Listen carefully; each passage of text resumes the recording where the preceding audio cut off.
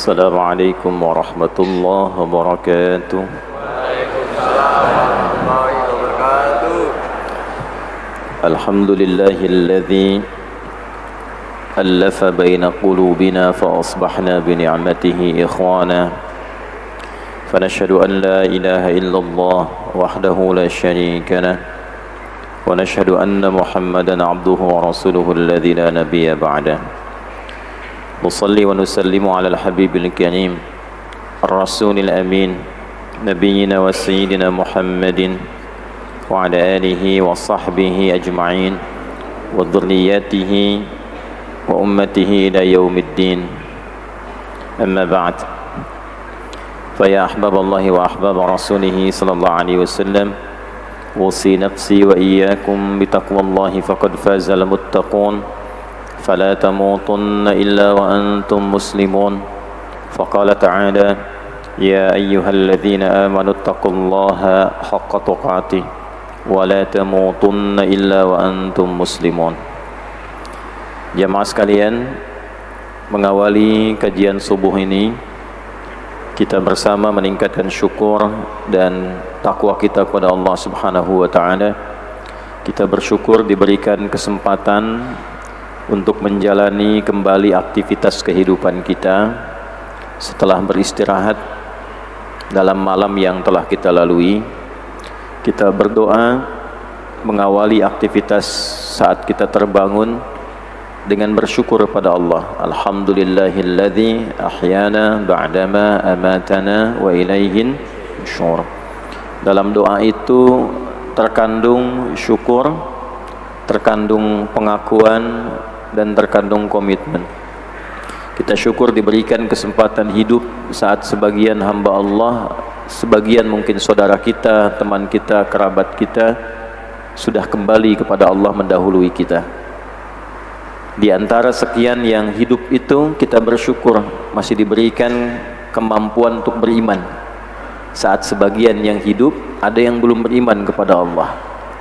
Dan kita berdoa semoga yang belum beriman dapat beriman pada Allah Subhanahu wa taala.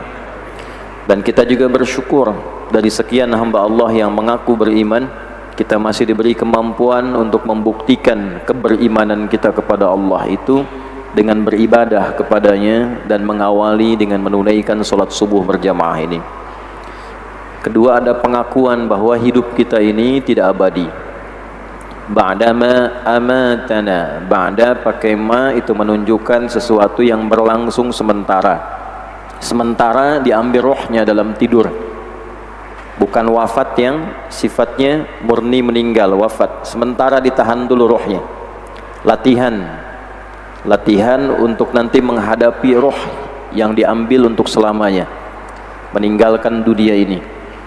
Jadi setiap malam kita itu berlatih untuk menghadirkan pengakuan bahwa kehidupan dunia ini tidak selamanya. Karena itu ada sunnah sebelum tidur kita banyak beristighfar, ingat-ingat bekal pulang. Sekiranya mata itu terpejam, tidak terbuka kembali, bekal apa yang sudah kita siapkan untuk pulang menghadap Allah.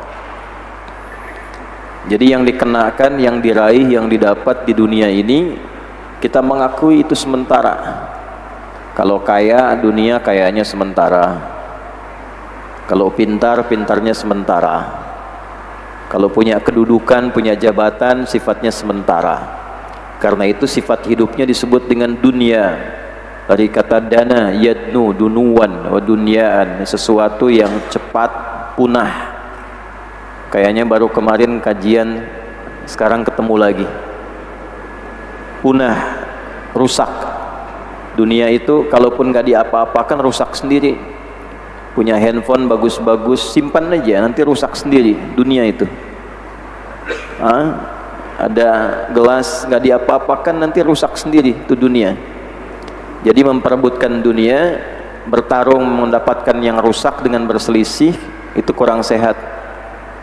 Karena pada akhirnya yang kita rasa kita dapatkan akan ditinggalkan juga. Tinggal pertanyaannya, saat meninggalkan tempat kita berkehidupan sekarang menuju tempat yang baru, bekal apa yang sudah kita siapkan.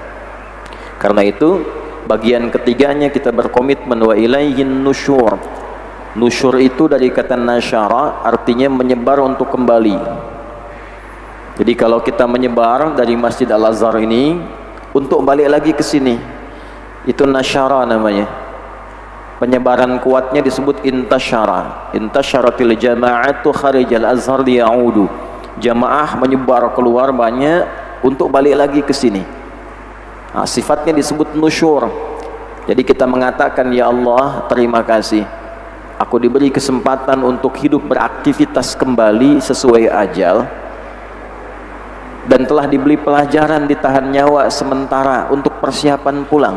Aku berjanji hari ini akan menyebar beraktivitas untuk mencari bekal pulang kepadamu. Nah, itu makna doa tadi. Kemudian alhamdulillah kita awali dengan menunaikan sholat subuh berjamaah. Dalam kesempatan subuh tadi, imam membacakan kepada kita surah An-Nisa, surah yang keempat. Di rakaat pertama dibacakan 2 ayat dari ayat 128 sampai 129. Terkadang imam bisa hasil murajaah, bisa juga kadang ingin baca surat tertentu tiba-tiba yang muncul ayat lain, bisa jadi. Tapi dalam sholat jamaah itu apa yang dibaca imam umumnya itu terkait dengan problematika kehidupan, sadar atau tidak sadar, yang sedang kita rasakan, yang sedang kita alami. Nah, di antara petunjuknya Allah menyampaikan, jika dalam hubungan rumah tangga itu, wa ini mru'un khafat min ba'liha nusyuzan aw i'radan fala junaha alaihima ay yusliha bainahuma sulha.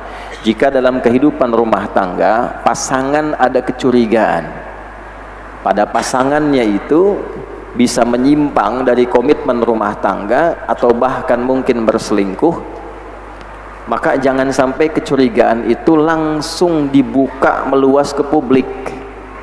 Masalah-masalah rumah tangga itu masalah privat. Ya, jadi kalau ada masalah, mau orang biasa, mau public figure, mau apapun, selesaikan dalam ranah privat.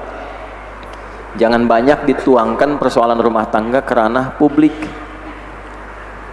Mediasikan oleh orang-orang terbaik dari kalangan keluarga yang tahu inti persoalan, diminimalisir persoalannya sehingga selesai di ranah yang kecil dan tidak menyebar. Kalau itu bisa dikerjakan, kalau mau islah, Allah akan bimbing islah. Kalau disebar ke publik, tiba-tiba nanti islah baikan, sulit meralat sesuatu yang sudah tersebar keluar. Kalaupun nanti di rakaat keduanya, wa iyyatafarraqa yughnillahu kullam min sa'atih, kalaupun ada keputusan mesti kemudian berpisah karena dilakukan dengan cara yang baik, maka keduanya pun akan dipandu oleh Allah, imma mendapatkan jodoh yang sesuai lagi, atau dipandu mendapatkan kebahagiaan yang lebih baik dibandingkan sebelumnya. Jadi kalau sedikit-sedikit ibu gelisah pasang status, nanti masalah bertambah. Nggak nyangka ya dia bisa begitu.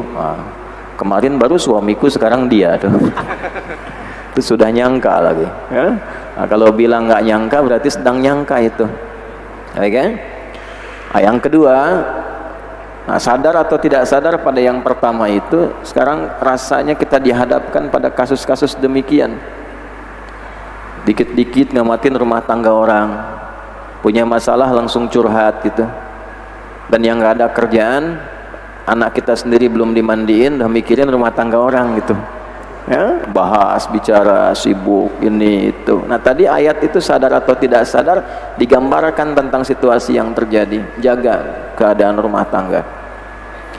Di 2 pekan lalu kurang lebih, saya menjadi saksi dari satu pernikahan, memberi tausiah.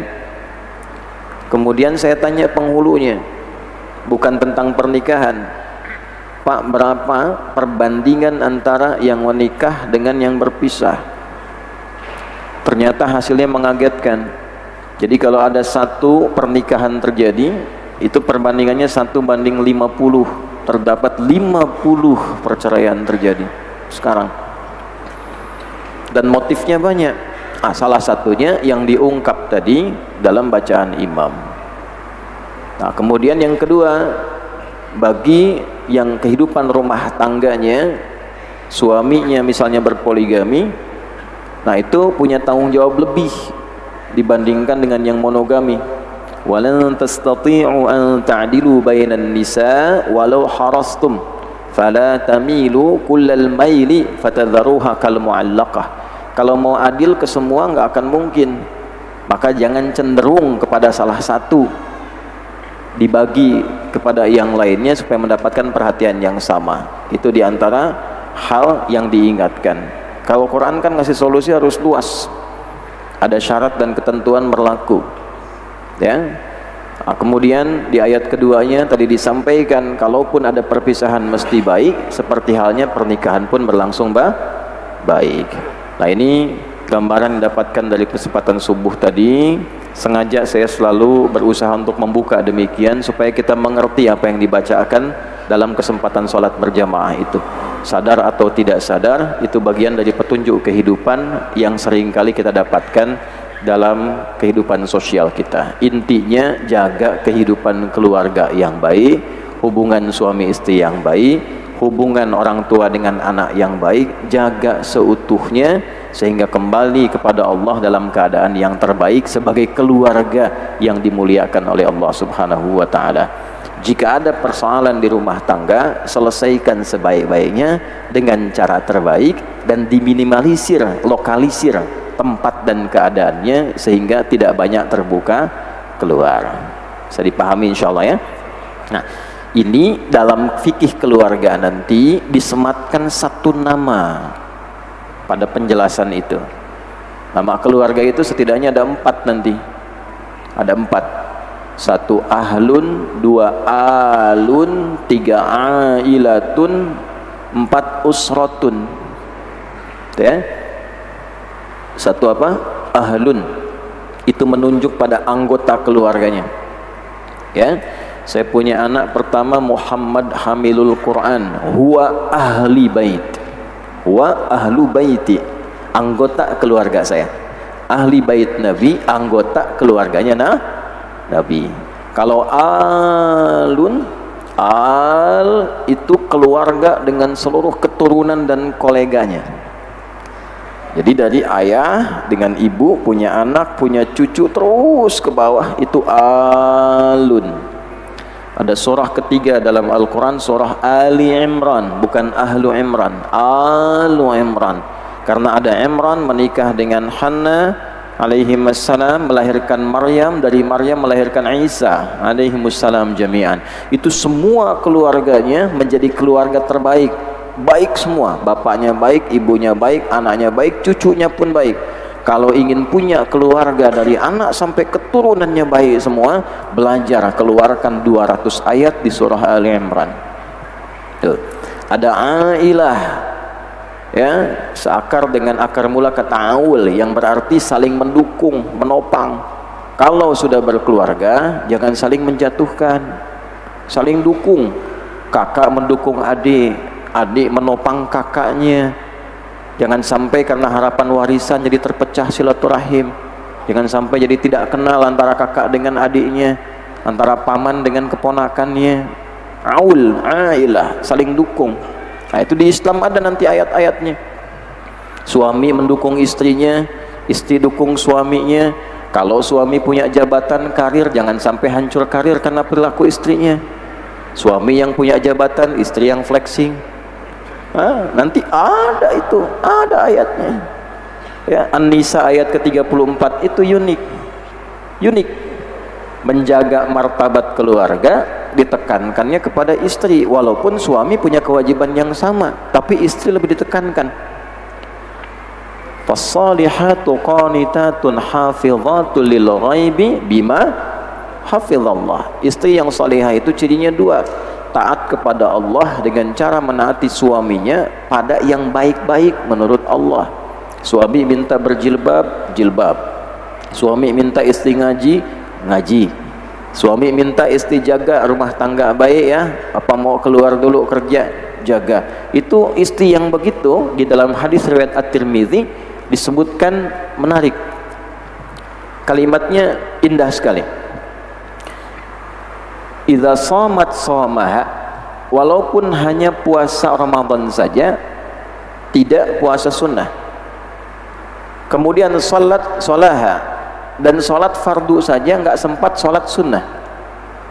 Tapi wa ata'at zaujaha, dia menaati suaminya karena Allah, wa hafizat farjaha, dan menjaga kehormatannya. Qilanaha yaumal qiyamati, dikatakan kepada istri seperti itu di hari kiamat saat hisab yang menegangkan, udkhulil jannata min haitsu syi'ti, cepat segera masuk surga dari pintu mana saja yang kau inginkan.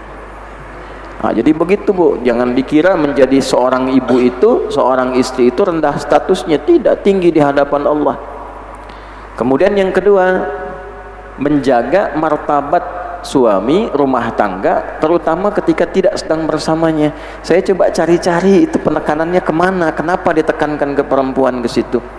Oh, ternyata salah satunya apa yang dikerjakan suami, termasuk jabatan yang diemban suami, istri ikut di dalamnya, tidak sebaliknya. Suaminya RT, istrinya ibu RT. Suaminya wali kota, istrinya ibu, tidak sebaliknya. Ibu yang wali kota, suami nggak ikut jadi bapak wali kota, tidak. Tapi kalau suami punya jabatan, istri ikut. Suaminya bapak direktur, ibunya ibu direktur, padahal yang direktur siapa? Suaminya.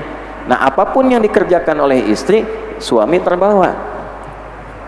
Nah, itu diantaranya. Itulah aul. Jadi saling mendukung, saling menopang, saling menguatkan. Yang ketiga, usratun, seakar dengan kata sir nanti kedalamannya, yaitu rahasia. Di dalam kehidupan rumah tangga ada bagian-bagian yang harus terjaga secara rahasia, yang diketahui oleh anggota keluarga inti saja, jangan terbuka keluar. Ada yang sifatnya tempat. Nabi itu walaupun desain rumahnya sederhana, tapi ada bagian privasi yang gak bisa diakses orang luar. Makanya desain ruang tamunya rumah Nabi walaupun sederhana, itu tidak tembus langsung ke kamar utama. Kalau teman-teman lihat tuh desain rumahnya Nabi itu nggak tembus langsung, terima tamu sisi mana, jadi nggak kelihatan. Nah, ibu kalau bawa teman-teman pengajian ke rumah, jangan ditunjukin kamar utamanya. Nah, di foto ceklik, ternyata Hello Kitty ya, di-upload ya. Nah, itu gambarannya. Nah, ada ruang-ruang yang tidak boleh terbuka ke publik. Makanya kalau ada persoalan, jangan sedikit-sedikit rekam, sedikit-sedikit upload. Nanti heboh dibahas, bikin podcast rame gitu, nggak selesai-selesai. Jelas ya? Nah, itu tafsir yang tadi. Kalau sudah paham, mari kita lanjutkan kajian kita.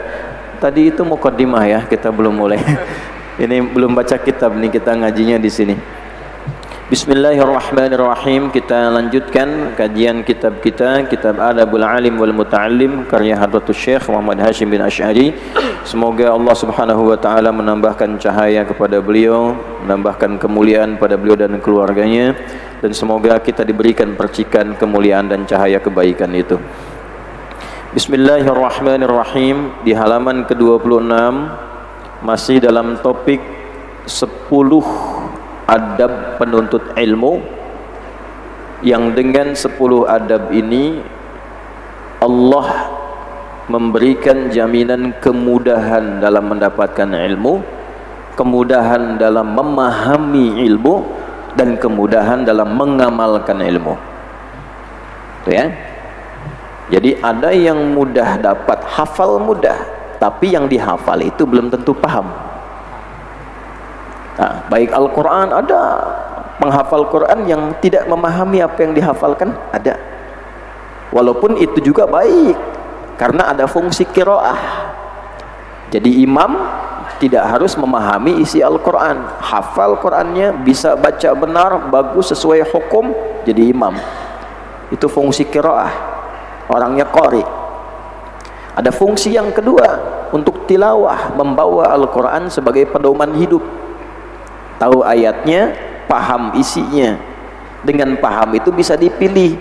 Saya aktivitasnya bekerja, dagang, keluarkan ayat-ayat dagang, ayat-ayat panduan kerja berdagang dalam Quran, dipakai saat beraktivitas. Saya kuliah, sekolah, keluarkan ayat-ayat ilmu, jadi kurikulum bagaimana sekolah yang baik, belajar ilmu yang bagus, demikian seterusnya. Nah, itu tilawah namanya. Ada orang yang paham tapi belum punya kemampuan untuk mengamalkan. Tahu ayat tahajud, paham kalau tahajud itu pahalanya banyak, tapi belum punya kemampuan untuk tahajud. Tahu keutamaan puasa, tahu keutamaan puasa sunnah, Senin Kamis fadilahnya apa, tapi belum punya kemampuan untuk mengamalkan. Tahu surat Al-Mulk itu fadilahnya apa, Yasin fadilahnya apa, Al-Kahf fadilahnya apa, tahu, paham, tapi belum punya kemampuan untuk baca, untuk mengamalkan, untuk melakukan. Nah, kalau kita menginginkan ketiganya, ini ideal, mudah dapatnya, mudah pahamnya, mudah mengamalkannya. Para ulama mengeluarkan tips, langkah-langkah yang disimpulkan dari isyarat Al-Quran ataupun ayatnya secara langsung. Jadi kadang ulama itu turunkan ayatnya, turunkan hadisnya, beri penjelasan. Ada yang buat simpel, ayatnya sudah masyhur, maka dicukupkan pada ayatnya itu, diambil kesimpulan intisari ayat, dituangkan dalam penjelasan. Langkah 1, langkah 2, langkah 3. Ada yang begitu. Ada yang langsung mengambil penjelasan nabinya, hadisnya ini, riwayat-riwayatnya ini, langkahnya seperti ini. Ada demikian.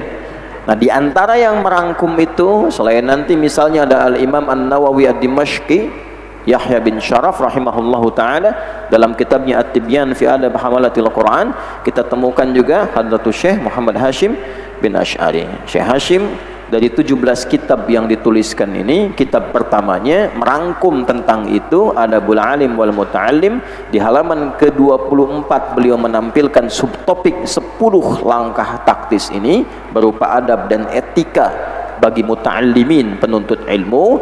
Kita telah bahas 5, sekarang kita masuk pada yang ke-6 di halaman 26. Nah, bagi yang baru bergabung, silahkan nanti dilihat kembali videonya yang sebelum hari ini untuk melihat yang terangkai 1, 2, 3, 4, 5. Sekarang masuk pada yang ke-6. Apa saja yang dilakukan penuntut ilmu, baik yang sifatnya resmi, formal, belajar di kampus, belajar di sekolah, ibu punya cucu, masuk dari kecil, dari TK, setelah itu S semua, SD, SMP, SMA, S1, S2, S3, S sampai dingin tuh, ya. Nah, itu supaya pintar bagaimana? Pintar juga mengamalkannya bagaimana? Atau kita jamaah yang belajar ini, belajar seperti ini, bagaimana cepat nangkap, cepat ngamalkan? Nah, ini kita akan masuk pada yang ke-6. Bismillahirrahmanirrahim. Qala al-muallif rahimahullahu ta'ala, Syekh Hashim menyampaikan dalam kitab beliau di halaman ke-26 di kitab Adabul Alim wal Muta'allim, wasadisi, adapun adab yang ke-6 itu, an yuqallilal akla wasyurba, hendaklah seorang penuntut ilmu yang baik, yang serius, yang sungguh-sungguh. Nah, karena di sini disampaikannya lil muta'allimin. Saya pernah sampaikan dari sejak muqaddimah di awal, penuntut ilmu, pembelajar itu nanti biasanya ada 2 nama yang melekat. Kalau sifat umumnya tullabul ilmi, para penuntut ilmu, tapi nama khususnya 2 yang melekat. Ada daris, dari kata darasa, ya. Yang kedua ada muta'allim, dari kata ta'allama. Jelas ya? Ada kata darasa, darasa yadrusu, darasan wa dirasatan, ya? Yang kedua ta'allama, yata'allamu ta'alluman, fahuwa muta'allim. Kalau kata darasa, biasanya ini awal umum kata ini diletakkan untuk menunjuk pelajaran yang sifatnya ringan, dasar, ya, kecil, masih bertahap awal-awal. Makanya tempatnya disebut madrasah. Kalau diajarkan secara bertahap itu pakai tasydid, darasa yudarrisu, mengajar secara bertahap dari awal. Gurunya disebut mudarris. Karena itu kenapa SD disebutnya madrasah, madrasah ibtidaiyah, karena materinya masih dasar, masih kecil-kecil. Nah, makanya di sekolah-sekolah kalau ngajar anak SD jangan terlalu tinggi juga. Wah, ini materi SD banyak, kan tidak langsung jadi profesor anak SD itu. Kan masih dalam tahap bermain, porsinya banyak, masih 70% main, 30% belajar. Saya lihat anak-anak SD sekarang terlalu serius itu, ya, sehingga dia dewasa sebelum waktunya, intelektualnya dipaksa matang, mentalnya belum matang sepenuhnya. Akhirnya yang terjadi ada ketidakseimbangan, ada ketidaksiapan secara mental. Nah, dapat tayangannya, itu drama Korea, ya, konser BP, ini nggak apa-apa ya, silahkan saja gitu ya, ya, ada Black Red, Blackpink, Black apa lagi ya, silahkan ya, itu masing-masing lah pilihan. Pulang ke rumah dapat handphone ibunya, akun TikTok ibunya dipakai gitu kan. Nyambung tuh, ya. Jadi itu masih madrasah, darasah. Karena itu ngajar belajarnya pun dari standar dasar-dasar, ngaji pun masih yang dasar-dasar, masih qiraah, baca dasar, qiraah. Ada kajian dasar mengaji qiraati, yang Tegal itu ada ngaji qiraati itu. Dari Yahya Dahlan yang di Semarang itu kan, qiraati. Ada muridnya yang dari Jogja bikin ikra. Qiraah itu dasar, asalnya qiraah ini asal katanya membaca tanpa menuntut untuk memahami. Itu asalnya qiraah. Yang penting bisa baca dulu. Ya, karena itu kan bacaannya baru alif, fathahnya a, kalau kasroh i, kalau dhammah u gitu kan. Ya, kharaja wa dakhala gitu kan. Hah? A fata a, fa fata fa, lam dhamma u, lu apa lu. Nah, dibalas lagi sama yang sana gitu kan. Itu kan iqra, qiraah dasar, tempatnya madrasah. Kalau makin naik tala yatlu tilawah, mulai ingin paham, mulai ingin mengkaji, mulai ingin dapat ilmunya, bukan sekedar bisa baca, bukan sekedar dengar, tapi pengen dapat ilmu. Ngaji pengen dapat ilmu, bukan sekedar ingin. Kalau sekedar ingin, arada yuridu, orangnya murid. Murid itu bahasa Arab Pak, Bu, murid. Baru ingin. Semua juga ingin, yang nggak ngaji pun pengen pintar. Tanya yang nggak ngaji itu pengen nggak hafal Quran? Pengen. Tapi tidak semua yang ingin itu punya tekad. Tekad itu azam. Tidak semua yang punya tekad punya niat. Nah, 3 tahapan. 1 iradah, keinginan. Mau haji? Mau. Semua pengen, tidak ada yang nggak pengen. Mau masuk surga? Mau. Makanya kata Nabi, semua umatku akan masuk surga kecuali yang nggak pengen. Nah, belum selesai hadisnya tuh, ya, ilaman apa. Jadi kalau ada yang nggak masuk surga umat Nabi Muhammad, yang salah bukan nabinya, orangnya sendiri nggak pengen. Bagaimana supaya bisa masuk surga? Harus punya tekad. Kalau keinginan, semua ingin, harus punya tekad. Tahun ini saya bertekad untuk haji. Tapi tekad saja tanpa adanya niat, usaha awal, kesungguhan awal, itu tidak akan tercapai. Apa bedanya dengan niat itu? Niat itu diawali dengan kesungguhan awal untuk mewujudkan tekad itu. Beli tabungan, walaupun dulu tabungan bambu, nyimpen sedikit. Nah, itu sudah menunjukkan niat. Makanya para ulama juga menjabarkan niat dalam amal ibadah ketika perangkat digunakan sudah masuk dalam frame niat. Ya, an-niyatu mahalluha fil qalbi, niat itu tempatnya di dalam hati. Kadang dikuatkan dengan lafaz untuk menguatkan niat, bukan ingin menampakkan atau mewujudkan niatnya, karena tempatnya di hati.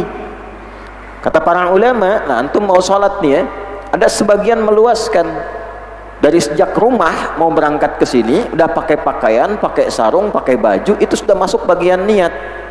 Karena nggak mungkin kan tadi ke sini buat sholat duhur, pasti subuh kan, ya kan?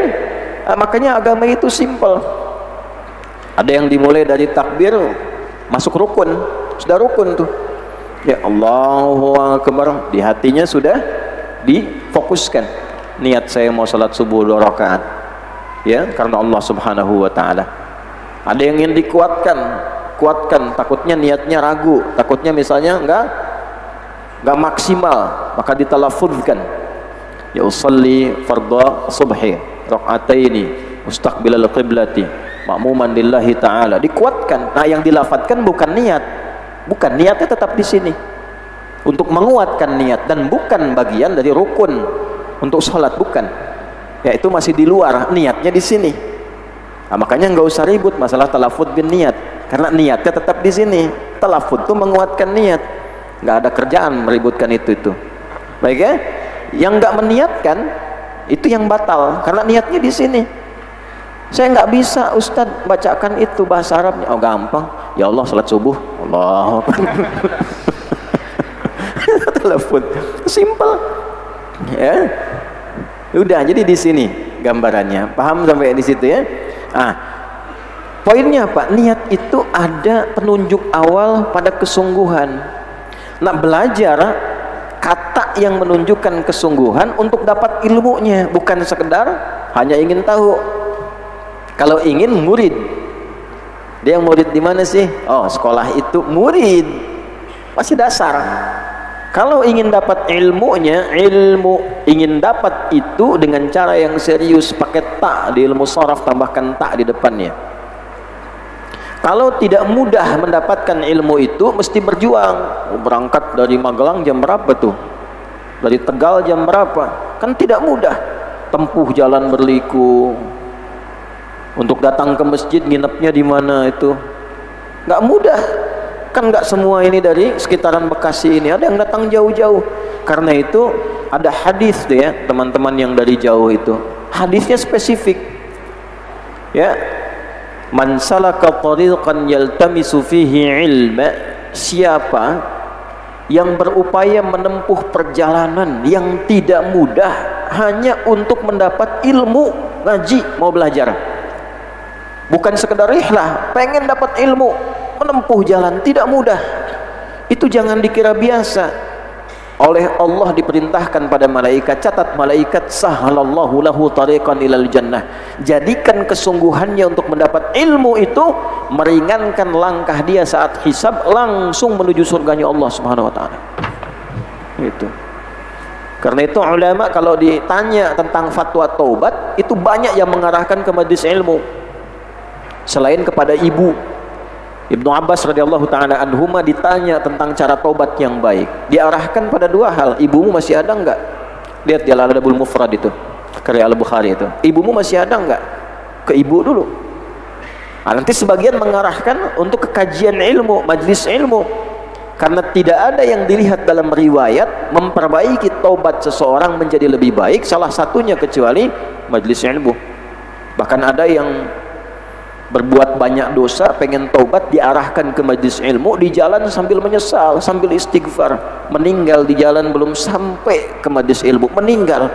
Itu taubatnya diterima, dan langkahnya itu amal awal dia setelah taubat. Amalan pertama setelah taubat melangkah ke majlis ilmu. Itu yang membuat timbangannya berat dan dimasukkan dalam surganya Allah Subhanahu wa taala. Nah, itulah tidak mudah. Sesuatu yang tidak mudah dalam bahasa Arab itu ditunjukkan salah satunya menggunakan tasydid sebelum huruf akhir. Jadi tambah tak di depannya sebelum huruf akhirnya, berarti lam, ain, lam, mim, ada tasydidnya, digabungkan dari kata ilmu alima jadi ta'allama. Orangnya muta'allim. Jadi muta'allim itu para pencari ilmu yang serius. Walaupun untuk mendapat ilmu itu tidak mudah diraihnya.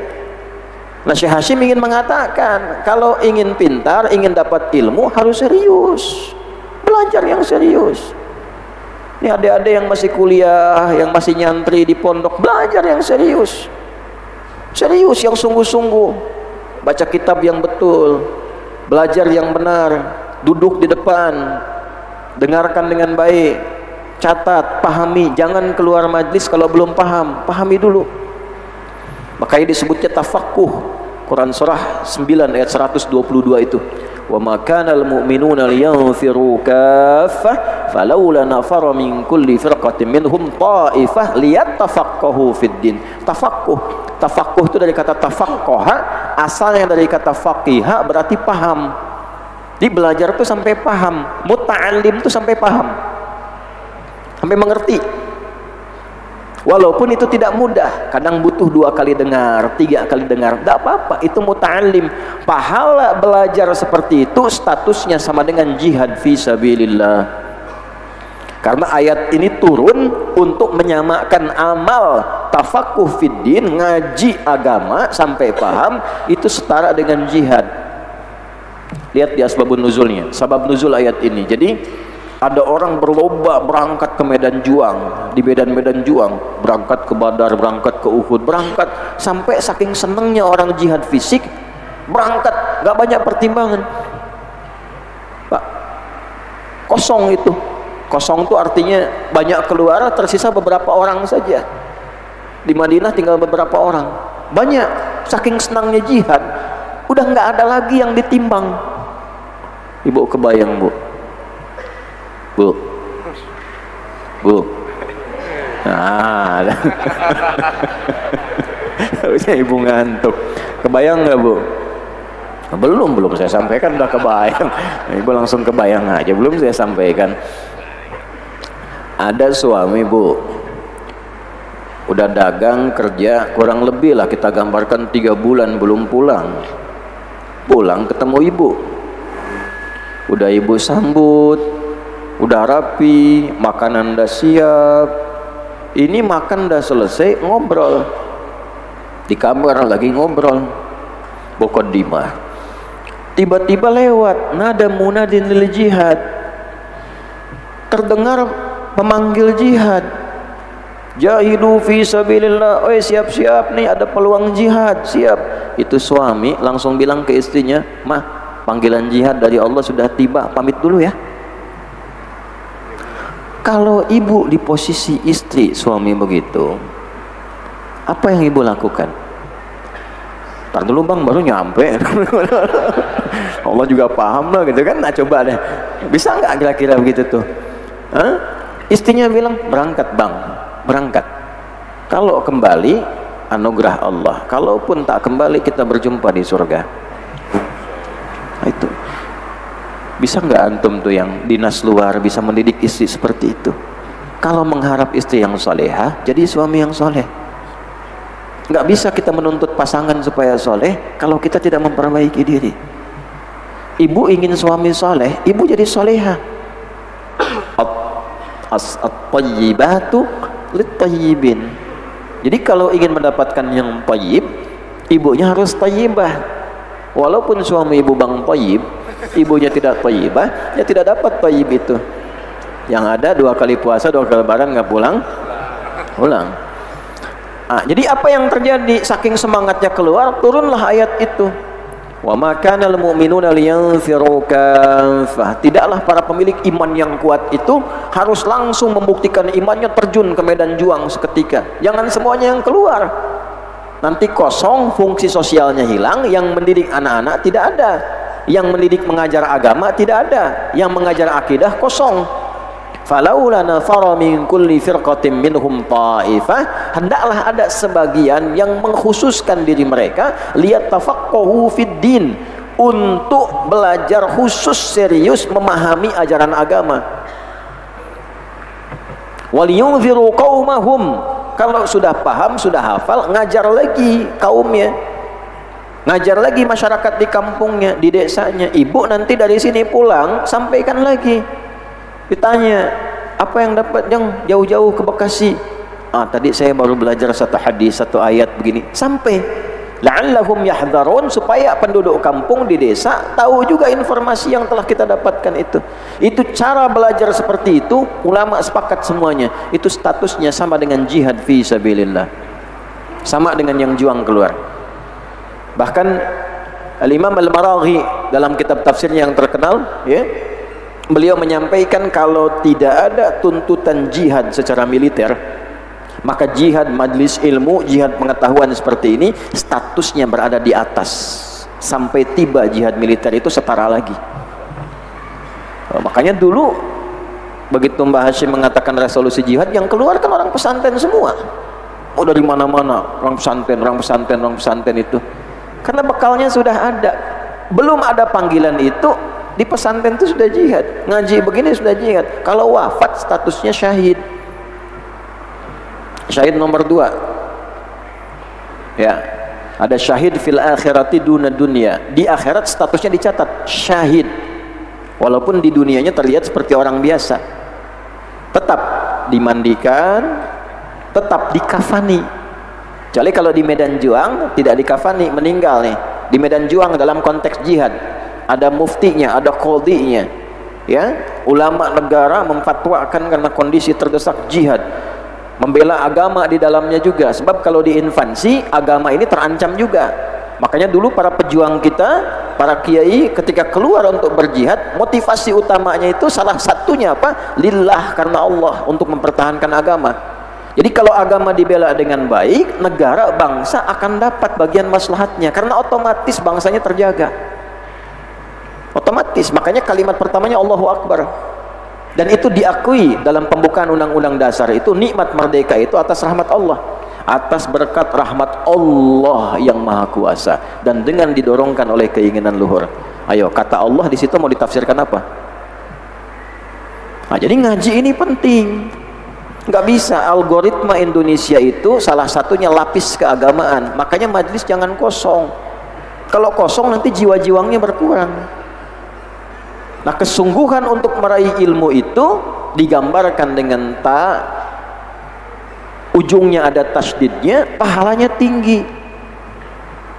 Ya, makanya yang ngajak-ngajak kajian berangkat keluar jangan komersil, karena proyeknya akhirat. Ya, ajak bareng-bareng, iuran nggak apa-apa, yang ada lebih berikan. Nah, tapi jangan dikomersilkan. Supaya apa? Niatnya tulus. Jangan-jangan jamaahnya dapat akhirat, nanti yang ngajak dapat dunia. Sama dengan gurunya. Kalau gurunya cari dunia, nanti itu celaka itu. Muridnya sungguh-sungguh mendekat pada Allah, gurunya cari dunia. Nah, masalah. Ya, nah itu untuk jaga niat. Jadi baru washabis tuh.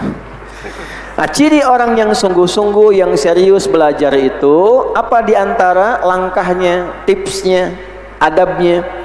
An yuqallilal akla wasyurba au syarba, hendaklah ia menyedikitkan makan dan minum. Fa inna syab'a yamna'u minal ibadati, karena terlalu kenyang itu bisa mencegah semangat untuk menunaikan ibadah.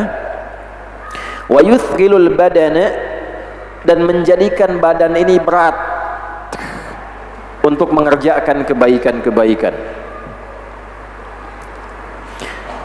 Di antara ciri orang yang serius ingin menuntut ilmu sampai paham, sampai bisa mengamalkan, tipsnya, langkahnya, makan secukupnya, minum secukupnya.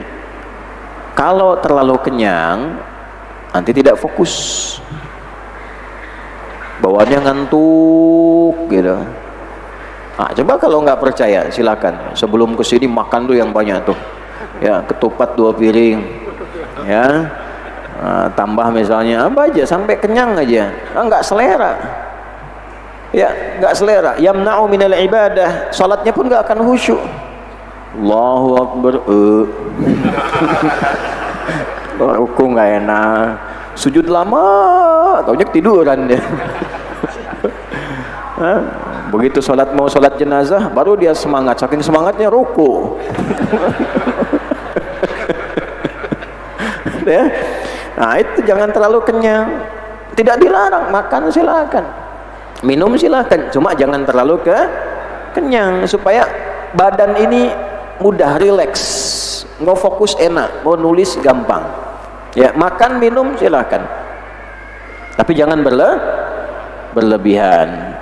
Ini saya tadi malam tuh sempat saya ngeluarkan beberapa catatan-catatan nih.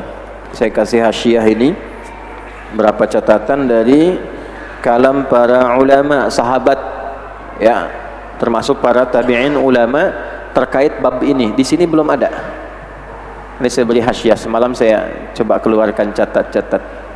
Kemarin saya ngajar di Tanah Kusir, itu malamnya 1 jam saya tidur itu, jam 3 baru istirahat. Malamnya ngaji dulu. Ya, buat catatan-catatan itu. Masih ngaji, kita juga baca juga ngaji. Buka alfiahnya apa, bab ini, terus yang tafsirnya, hadisnya. Nah ini tadi malam alhamdulillah dapat catatan tentang bab ini. Nah di sini belum ada itu bukan berarti nggak ada, karena Mbah Hashim sanadnya sudah lengkap dalam hadis. Sebelum kitab ini dibuka, sanadnya sudah disebutkan dulu di sini. Wah ini yang sanad Al-Bukhari, ini sanad Muslim dan sebagainya. Karena itu di awal saya katakan kadang metode para ulama menampilkan intisarinya langsung. Jelas? Nah ini saya sampaikan. Qala Umar bin Al-Khattab radhiyallahu taala anhu, ada nasihat dari Umar bin Khattab radhiyallahu taala anhu termasuk dalam bab ini. Iyyakum wal batana, hati-hati terlalu kenyang.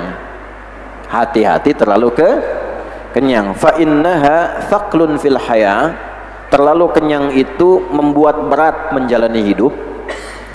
Wa natnun fil mamat, dan menyebabkan aroma yang tidak enak saat wafat. Terlalu kenyang itu kalau hidup jadi berat, kalau meninggal pun baunya nggak enak. Ya, ini kalimatnya dalam sekali, kata-katanya singkat, padat, tapi dalam. Terlalu kenang bikin hidup jadi berat, wafat tidak enak. Nah, status tuh. Bawahnya Umar bin Khattab. Masya Allah, status. Thaklun, tahu thaklun nggak? Ya, thaklun tuh gini. Itu bentuk singkat padat ya, yang berat biasa thaqil. Beratnya sangat, thaklun itu sudah diambil. Lebih berat lagi. Thaklun tuh gini, kalau pernah angkat beban nggak? Angkat beban ya. Kalau ngangkat beban kan yang angkat begini tapi ke bawahnya terasa berat kan? Nah itu thaklun namanya. Ya. Hadzal mikrofon thaqil. Mic ini berat banget itu. Berat, angkat begini tapi kerasa otot sini tegang. Ya, sampai-sampai ada yang kesleo. Thaqil namanya. Kalau thaklun lebih berat lagi. Makan terlalu kenyang itu kata Omar, bikin bagian badan ini berat untuk beraktivitas. Mau sholat berat, mau tahajud berat. Ayo ba'da isya semua disantap berat. Puasa Ramadan kumpul-kumpul semuanya. Maghrib makan yang banyak, minum jus ini, jus alpukat, jus buah naga, naganya naga Tiongkok dan sebagainya. Wah mas, begitu mau taraweh males. Imam baru takbir, ya Ustaz Amir. Aduh, wajah Baqarah nih. Harap-harap kulhu kan, yang keluarnya Baqarahan. Ya, itu berat, thaklun. Nah ini kemudian juga natnun fil mamat, nggak enak. Karena apa? Menjadi aroma yang nggak baik. Karena tadi maksudnya apa? Maksudnya karena di dunianya ibadah kurang, terlalu banyak urusan perut, ibadahnya kurang, baca Qur'annya kurang, bangun malamnya kurang, akhirnya aromanya nggak sedap saat meninggal. Kan ibadah ini bawa aroma. Oh jangan dikira nggak ada aromanya. Semakin banyak ibadah, semakin wangi bagian tubuh kita itu saat wafat. Terawat, terjaga. Banyak kisah menunjukkan bagaimana orang yang meningkatkan ibadah, meningkatkan taat, menjaga maksiat, betapa wangi Allah balas kewangian dalam dirinya itu. Ada satu riwayat Al-Quran dibaca dengan riwayat Qalun dan Warsh dari Nafi'. Imam Nafi' Al-Madani itu, Nafi' Al-Madani itu punya kekurangan secara fisik. Telinganya kurang mendengar jelas. Tapi kalau ingin mengoreksi muridnya baca Quran, beliau diberi oleh Allah kelebihan yang luar biasa. Bisa melihat kesalahan murid dalam membaca hanya dengan gerakan bibirnya saja. Dan yang dahsyat, setiap kali bicara keluar aroma wangi dari lisannya. Tuh, itu dalam hidupnya. Ada pemuda soleh belum menikah, muda. Ada yang belum menikah di sini. Insya Allah ya. Nah boleh diikuti nih caranya. Mudah-mudahan sebelum kiamat kurang 2 hari ya bisa dapat kita. Masih ada sehari kan lumayan.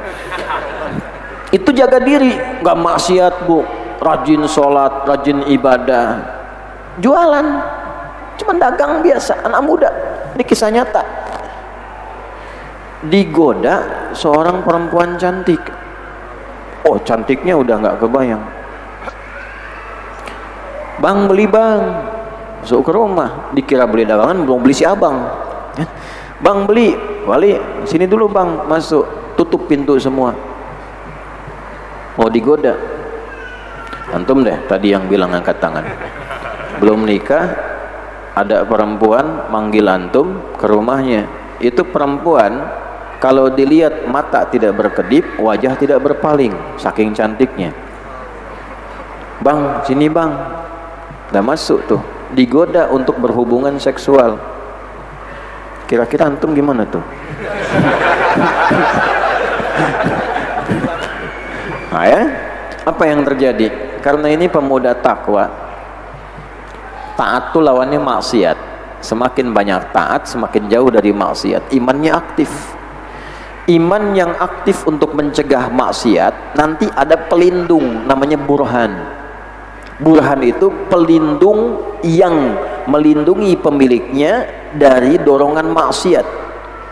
Nabi Yusuf alaihissalam ketika digoda oleh istrinya Al-Aziz untuk melakukan tindakan yang buruk, fahisyah, maka Allah memberikan burhan pada beliau. Laula arra'a burhana rabbi.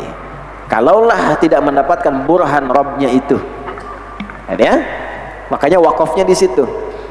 Wakafnya di situ. Jadi laula arra'a burhana rabbi. Burhan. Pak Burhan, bapak yang menghindar dari maksiat. Nah, awas tuh Burhan, ya, Pak Burhan tuh. Itu maknanya menghindar dari maksiat. Maka apa yang terjadi? Diberikan oleh Allah ilham, burhannya aktif. Karena digoda, kalau dia menolak, diteriaki pencuri, diteriaki pemerkosa. Oh. Maka dia izin dulu. Saya izin dulu kamar mandi sebentar katanya. Udah, izin di kamar mandi. Ini maaf ya, maaf. Dia keluarkan kotoran di tubuhnya. Dia oleskan ke bagian tubuhnya sehingga menghasilkan bau yang tidak wajar. Begitu keluar kamar mandi, perempuannya langsung teriak, dasar orang gila, keluar dari rumah saya, keluar. Selamat. Meninggal orang itu. Saat meninggal itu Allah ganti perjuangannya tadi yang mengoleskan kotoran pada tubuhnya dengan keluarnya bau harum di seluruh jasadnya. Itu makanya anak muda yang bisa menjaga diri, menguatkan takwa, rajin ke masjid, rel masjid. Ada pemuda rel Madrid, ada pemuda rel masjid. Tuh, dia rajin tuh. Apa yang terjadi saat suasana hisab menegangkan? Allah berikan dia spesial 1 dari 7 golongan. Wa rajulun qalbuhu muta'alliqun bil masajid. Ya kan? Ada anak muda yang hatinya selalu terkait dengan masjid. Kenapa yang tua tidak disebut ustaz? Karena yang tua sudah otomatis ingat masjid. Yang muda dunianya masih wah di GBK tuh ya, di stadion tuh nyari Blackpink, Black Panther macam-macam tuh kan. Nah, dia ke masjid. Nah itu nggak mudah. Nah kalau mau dinaikkan levelnya dengan menuntut ilmu, usahakan jangan terlalu kenyang.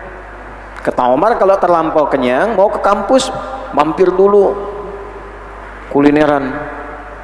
Kuliner sini, kuliner situ. Nyampe kampus malas nanti. Alih-alih duduk di depan, belakang. Hadisnya kan sahih. Fajalasa ilan Nabi sallallahu alaihi wasallam fa asnada rukbatayhi ila rukbatahi wa wada'a kaffayhi ala fakhidaihi.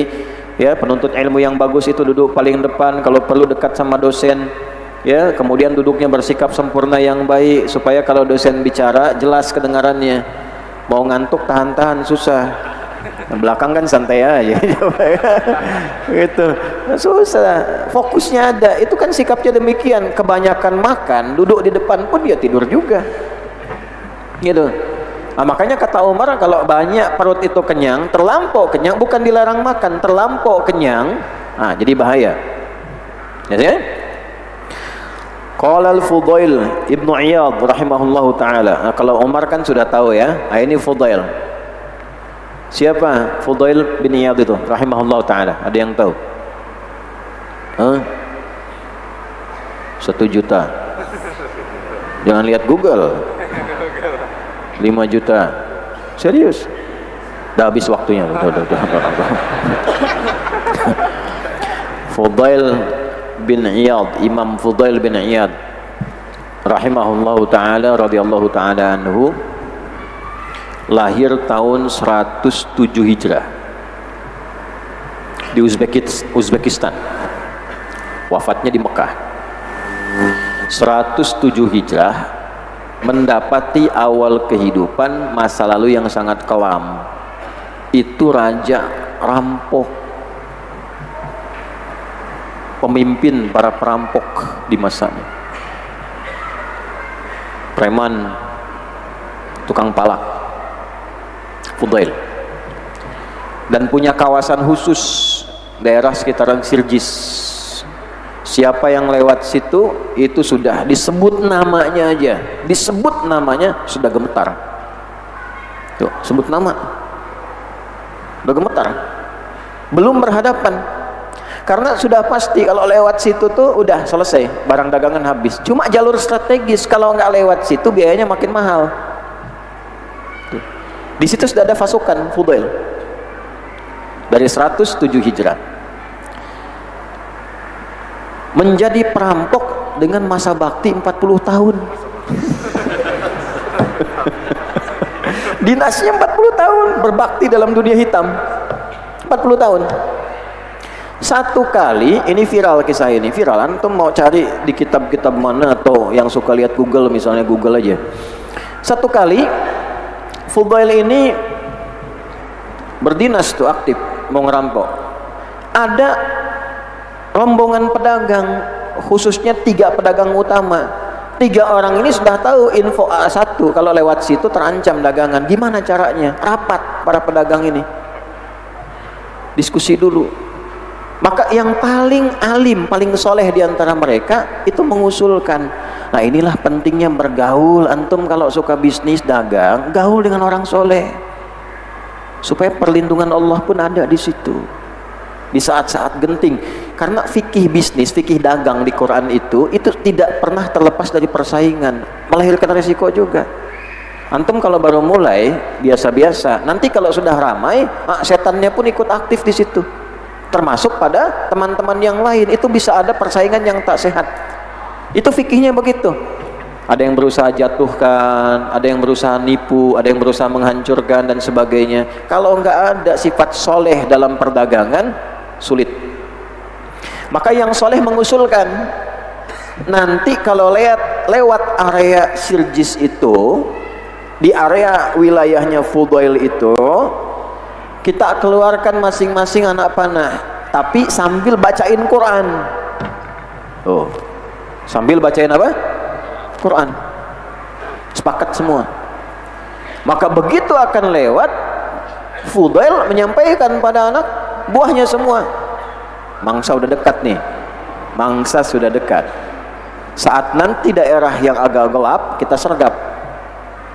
Begitu masuk ke wilayah garis merah itu, sampai di situ yang paling soleh duluan, dia bacakan surat Al-Hadid. Alam ya'ni lil ladzina amanu an takhsha'a qulubuhum li dzikrillah wa ma nazala minal wa la yakunu kal ladzina utul kitaba min qablikum fatala 'alaihimul amadu faqasat qulubuhum wa katsirun minhum fasiqun. Apakah belum tiba bagi orang yang mengaku beriman untuk taubat, kembali kepada Allah, untuk melembutkan hatinya, ingat Allah. Jangan seperti orang-orang ahli kitab dulu, dikasih nabi, kasih rasul, nggak mau dengar, akhirnya keras hatinya, akhirnya menutup diri dari hidayah, dan banyak jadi orang-orang menyimpang, orang fasik, pelaku maksiat. Tanah dilesatkan, panahnya nggak kena, pedagang mana? Jauh. Anak buahnya ketawa. Nggak kena. Fudail langsung teriak getar. Saya kena panah Allah katanya. Gemetar. Saya kena panah Allah, pingsan. Anak buah panik, dikira panahnya kena pimpinan. Dicek nggak ada, dibangunin lagi. Yang kedua mana?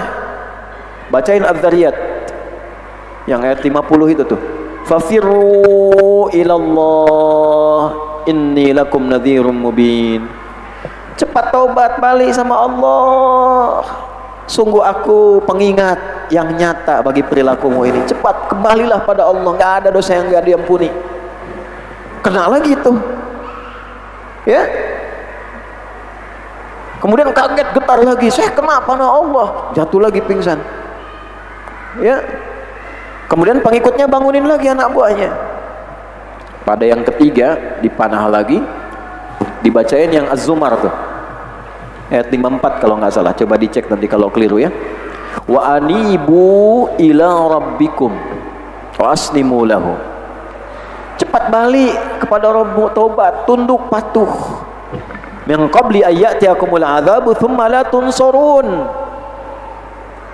Nanti takutnya keburu meninggal, nggak sempet taubat, diazab dengan azab yang pedih, nggak ada yang nolong. Wah, itu yang terakhir itu. Udah langsung gemetar, jatuh. Saya kena panah Allah. Yang ketiga jatuh, buk.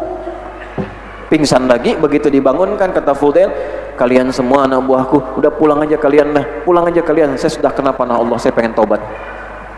Tuh. Kita nggak tahu hidayah Allah itu datang seperti apa. Allah itu maha baik. Maha baik. Nggak ngungkap aib kita. Yang ngungkap aib itu kita sendiri, perilaku sendiri. Coba kalau saya dibuka aibnya, mana ada yang mau belajar begini? Mana ada yang mau belajar? Ini kelihatannya aja begini, kan ada aibnya juga. Kalau Allah buka, apa mungkin dari Magelang mau datang? Allah tuh maha baik. Setiap kita pasti punya masa lalu yang kelam, pasti itu. Tapi Allah yang maha kasih sayang menutup itu semua dan memberi kesempatan kita untuk kembali menjadi orang baik. Orang baik itu bukan orang yang gak pernah salah. Walaupun kita pernah berbuat maksiat, selalu terbuka pintu taubat sebelum sampai pada suasana sekarat. Tuh, ada itu. Anda boleh catat kalimat ini. Allah sangat mencintai pelaku maksiat yang taubat dibandingkan orang soleh yang tidak pernah merasa salah. Catat tuh, bikin status tuh. Allah sangat mencintai pelaku maksiat yang mau bertobat dibandingkan orang soleh yang tidak pernah merasa salah. Maka tobat beliau itu, ditinggalkan profesi itu, langsung pergi ke Mekah, pergi ke Madinah mengisi tobatnya. Yang menarik apa? Begitu akan berangkat, itu kan melewati Baghdad. Presiden, khalifah pada masa itu Harun ar-Rasyid. Raja ini soleh juga, ngaji juga, sholatnya rajin.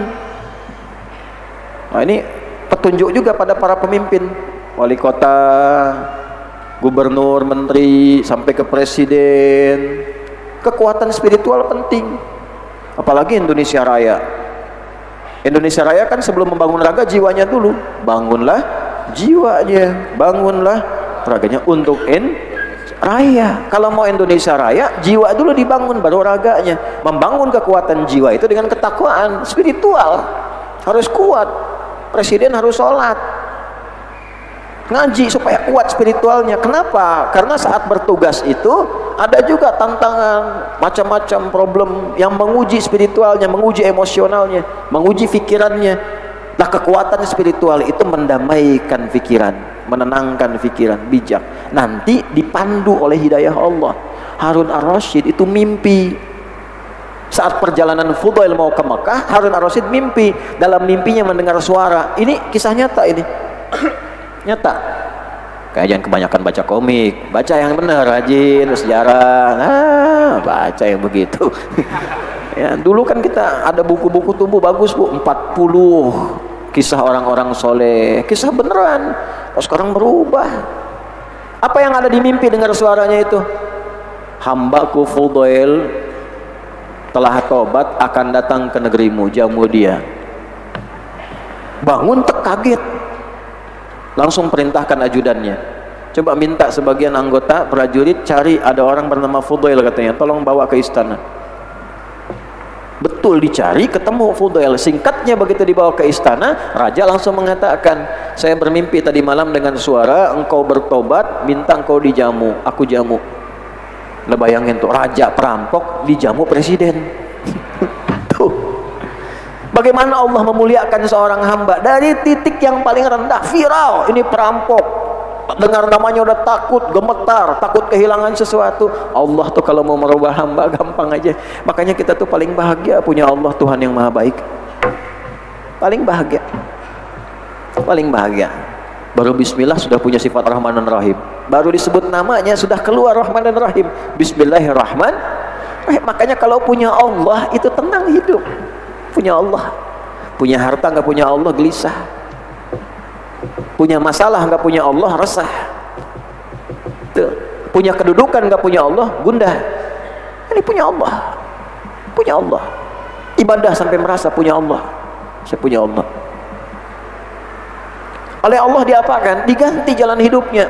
Anda bayangkan tobat langsung diundang sama presiden. Tobat. Tuh bayangkan kalau presiden kasih pengumuman, ya, pada masyarakat yang pernah berbuat buruk tobat, saya undang ke istana. Koruptor-koruptor tobat, tuh kan? Wah, terkasih piagam. Piagam tobat. Ntar dipotong nih. Ya, apa yang terjadi setelah itu? Fudail menyimpulkan, ya Allah sayang banget sama saya katanya. Sayang banget sama saya. Saya baru niat tobat aja udah diberikan seperti ini perlakuannya. Maka semakin serius berangkat ke Mekah, nepi diri, fokus belajar, fokus tobat, fokus ibadah. Setelah ibadahnya makin bagus, ketutup yang buruknya. Kalau taat naik kan maksiat turun. Al-imanu yazidu wa yantaqisu, yazidu bil ta'ah wa yantaqisu bil maksiyah. Iman naik turun, naik dengan taat, turun dengan maksiat. Kalau taatnya naik, maksiat pasti turun. Jadi sebelum menuntut ilmu, taat dulu naikin supaya nurnya masuk. Nur nih cawan hati kita nih, dia ada maksiat, ketutup begini. Jadi mau masuk tuh nggak bisa, ilmu masuk nggak bisa karena ketutup ini. Makanya kalau ada orang dinasehati susah, nah itu biasanya ketutup. Nah, ada orang lewat preman macam-macam, antum langsung bilang, bertakwalah kepada Allah. Oh, diajak berantem antum. Marah dia karena tutupnya tebal gini. Antum lewat ya bang, udah sholat bang, nah, apa lo katanya? Ini bisa marah. Nah, apalagi mau ngaji, mau belajar. Tapi saya tuh suka nangis ya kalau di kita itu nggak ada di dunia orang Islam yang paling cinta Nabi sebanyak cinta orang Indonesia. Insya Allah orang kita itu, saya waktu maulid kemarin tuh dari desa keluar sampai ke dataran gunung, itu orang gembira dengan Nabi sampai keluar pada sholawat tuh. Insya Allah ada yang nabung 1000-an 2000-an untuk maulid aja, begitu keluar dia pawai bagi-bagiin sedekah karena cinta pada nabinya. Padahal nggak pernah lihat. Ini preman, sepreman-premannya, pemabuk semabuk-mabuknya, setato-tatonya naga di sini, sebandel-bandelnya, kalau nabinya diganggu marah. Orang kita itu, ya masya Allah itu cinta ke nabinya tuh luar biasa tuh. Ya itu yang di rumah tahanan itu, walaupun ditahan, dengar Nabi ada yang ganggu Nabi itu marah mereka tuh. Kalau masuk ke sini habis kamu nanti katanya itu. Padahal sedang dibina itu, tapi kalau Nabinya diganggu marah itu. Masya Allah. Terus kalau saya baca hadis tentang kunjungan Nabi ke Baqi, terus bilang saya tuh lagi kangen sama saudara saya, nashtaqu bi ikhwani. Sahabat bilang, ya Rasulullah lasna ikhwanak, kami kan saudara engkau. Kata Nabi, bal antum ashabi, kalian tuh sahabat saya. Ikhwani atau ikhwanuna di riwayat ukhra, humul ladzina ya'tuna min ba'dikum, orang-orang nanti generasi yang datang setelah kalian. Riwayat lain, amanu biya walam yarawni, mereka itu iman, mau iman sama saya walaupun enggak pernah lihat saya. Saya rindu sama mereka tadi itu. Dirindukan tuh. Ya. Nah ini fudail berubah. Jadi caranya gitu, kalau ilmu mau masuk, maksiat hilangkan dulu. Nanti kalau maksiat sudah hilang, ya, taat dulu naik, sholat dulu tambah. Kalau mau pintar sholat tambah, takwa dulu, takwanya naikin dulu. Wattaqullah wa yu'allimukumullah. Takwa naik, Allah ajarkan ilmu. Jadi sholat tambah, baca Quran tambah, nanti ini lepas nih, cahaya masuk, ilmu masuk. Fudail begitu, nggak ngaji dulu, perbaiki dulu, taubat dulu. Jadi taubat dulu, sholat dulu, zikir dulu, istighfar dulu. Begitu hatinya sudah merasa siap, ya belajar. Ilmu datang tercurah. Al ilmu nurun. Nurun bahasa Arab, cahaya turun. Bukan bahasa Indonesia, ilmunya nurun. Turun, menurun, tipis. Cahaya turun. Tiba-tiba jadi pakar. Hadis belajar, langsung jadi pakar hadis. Fikih belajar, jadi pakar fikih. Hatinya jadi bersih. Anda bisa kebayang nggak? Perampok, tokoh perampok, pimpinan perampok, tiba-tiba di masa itu jadi orang paling bersih hatinya. Sofa qalbuhu. Orangnya disebut sufi. Sufi itu yang bersih hati, yang dihasilkan dari tirakat ibadahnya. Ya, jadi bukan aneh-aneh. Jadi yang dikejar tuh bukan terbang di atas awan, bukan. Membaca pikiran orang, bukan. Ibadah yang benar, zikir yang benar, ibadah yang benar sampai hatinya bersih, qalbun salim. Sofa qalbu wa sofa qalbuhu, merasa bersih hati. Kalau sudah bersih sifatnya disebut sufi. Ya. Perempuannya Sofia. Sofia itu yang bersih hati. Sampai orang menyimpulkan kalau ada orang sufi yang bersih hati, ini masternya ini. Ini gurunya, ini tokohnya. Sehingga disebut gurunya para ulama sufi. Sufi yang dimaksud tadi yang dari ibadah, dari syariat itu. Sampai terkenal. Saking luasnya ilmunya khususnya di bidang hadis, banyak ulama yang datang belajar, murid-murid datang. Anda tahu nggak di antara muridnya siapa? Al-Imam Syafi'i rahimahullah ta'ala, Ibnul Mubarak rahimahullah ta'ala, Bishr Al-Hafi rahimahullah ta'ala. Ini tokoh-tokoh hebat, ulama-ulama besar. Punya guru. Guru ini masa lalunya seorang perampok, preman, taubat jadi ulama besar. Sampai beliau mengatakan dalam taubatnya, ya Allah, saya taubat 40 tahun saya hidup hanya dihabiskan untuk maksiat. Sekarang saya ingin gunakan sisanya untuk maslahat. Kurang lebih begitu.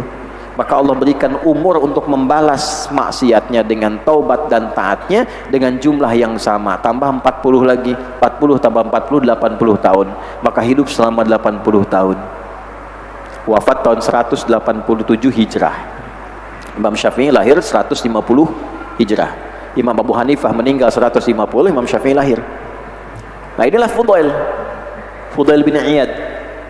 Ya, mengawali lembaran hidup sebagai orang yang berperilaku maksiat, menutup kehidupan dengan peringkat taat yang paling tinggi. Fudail. Jadi selalu punya harapan. Tidak usah nyimpulkan, wah saya begini bagaimana, tidak. La taqnatu min rahmatillah. Kata Allah, jangan putus asa dari rahmatku. Innallaha yaghfiru dzunuba jami'a. Sebanyak apa dosamu aku ampuni. Nah ibu juga begitu bu, kalau ingin anaknya pintar, ibu jauhi maksiat. Imam Syafi'i itu bu ya,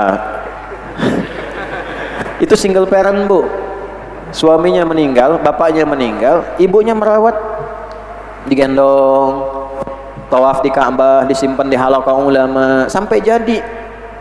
Imam Ahmad muridnya Imam Syafi'i itu single parent bu, ibunya yang ngasuh. Malam-malam dibangunin, tahajud, digendong, disimpan di halaqah ulama begini. Malam dingin, musim dingin itu dimasakin air buat wudu supaya hangat. Dan itu disimpan di halaqah ulama. Jadi ya, Imam Al-Bukhari bapaknya meninggal, ibunya ngasuh sendirian. Jadi nah ibu dah. Salah satunya apa? Bab makanan bu, jangan kasih ke anak makanan yang haram. Ibu saya ngasuh saya, ayah saya meninggal. Itu kalau beli ayam saat punya uang beli ayam untuk nyenengin anak, itu simpen uang nabung. Itu beliau nggak pernah beli langsung ayam mati, kecuali yang dikenal. Beli hidup nanti dibawa, minta dipotong di hadapan beliau. Nah, nanti ibu bacakan, tolong bacakan doanya. Bismillah ya Allahu Akbar, baru potong. Sampai ngelihat betul tuh ayam dipotong dengan nama Allah, baru dibawa pulang.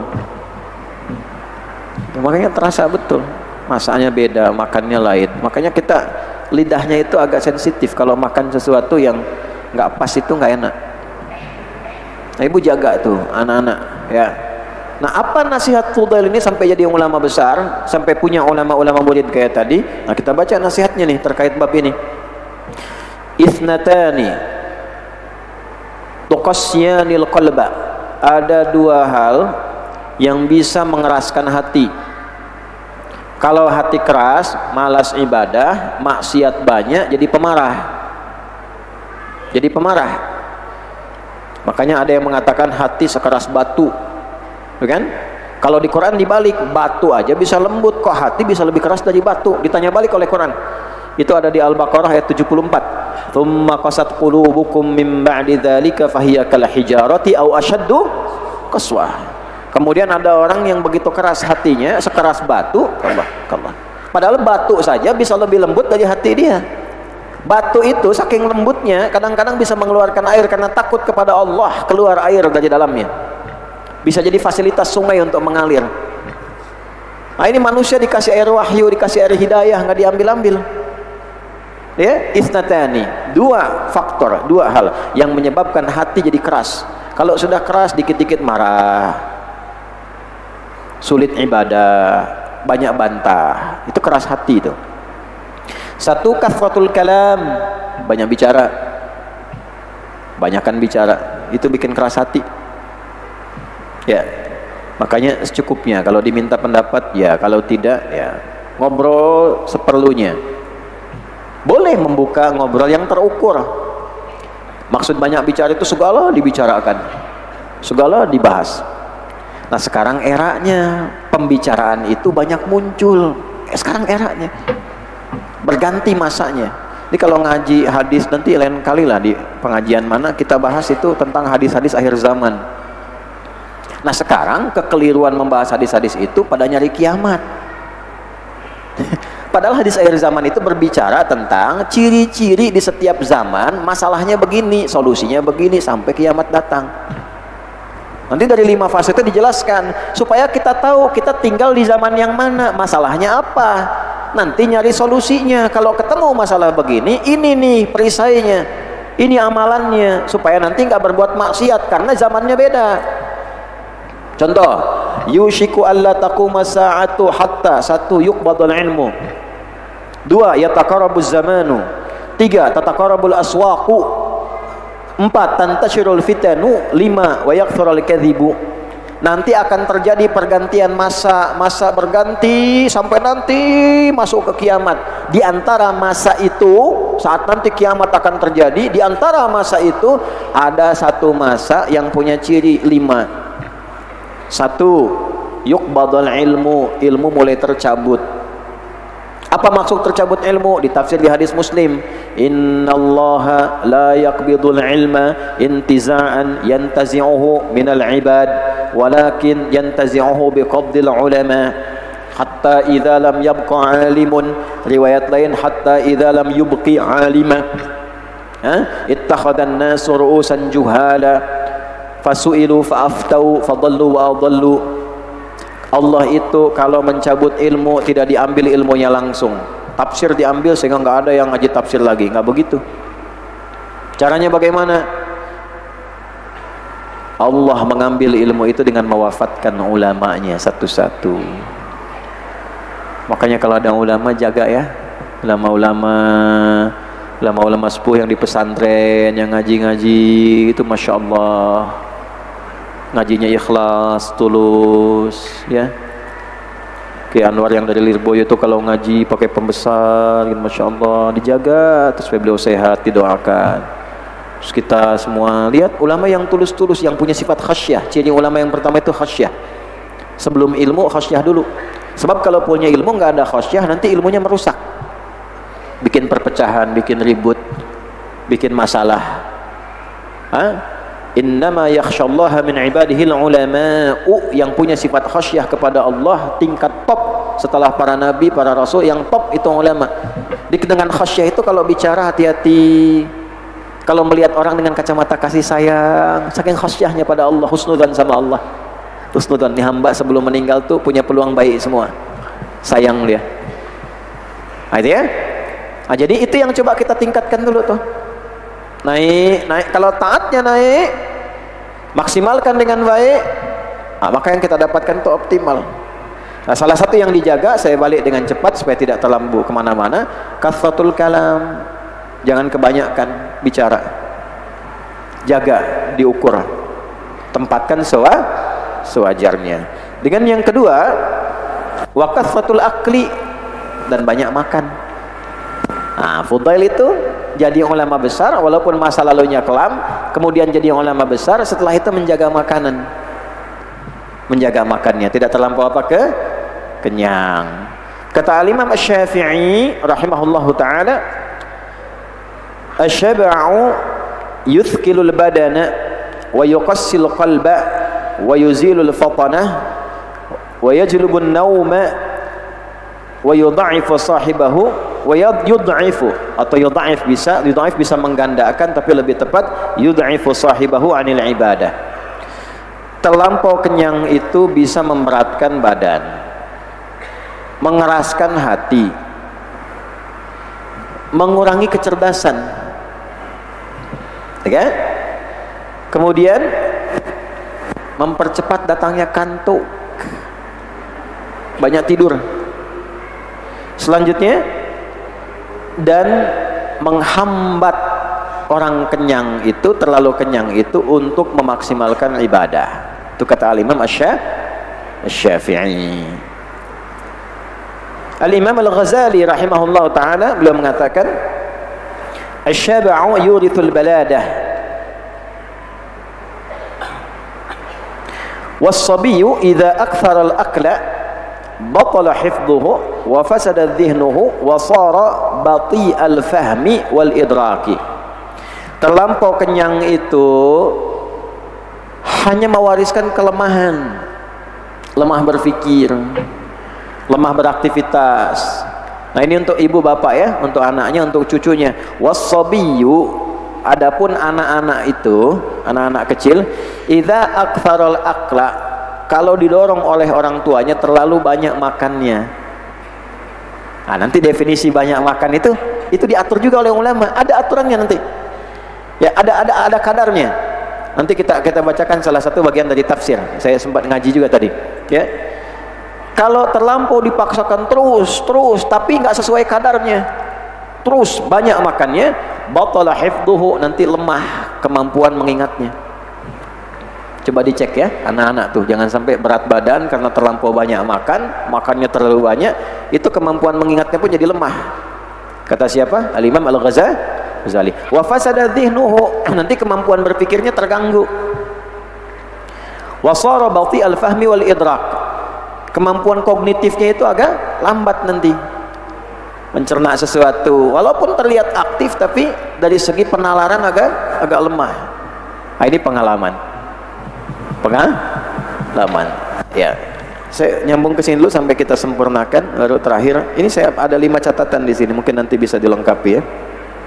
Saya selesaikan dulu ya supaya tuntas, nanti setelah itu kita bisa akhiri.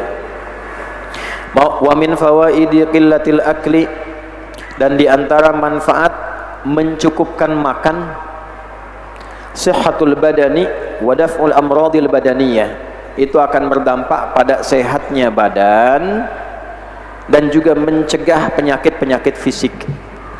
Nah, itu ulama sepakat tuh ya, biasanya di antara sumber penyakit fisik paling banyak itu dihasilkan dari makanan, pola makan yang salah ya. Fa inna sababaha kathratul akli wa kathratus syurbi, karena sebab banyaknya orang terkena penyakit fisik, kata Syekh Hashim di sini menyimpulkan dari riwayat-riwayat para ulama, dari hadis-hadis. Apa sebabnya? Kathratul akli, makan yang tidak terkontrol, wa kathratus syurbi, dan minuman yang tidak terkontrol.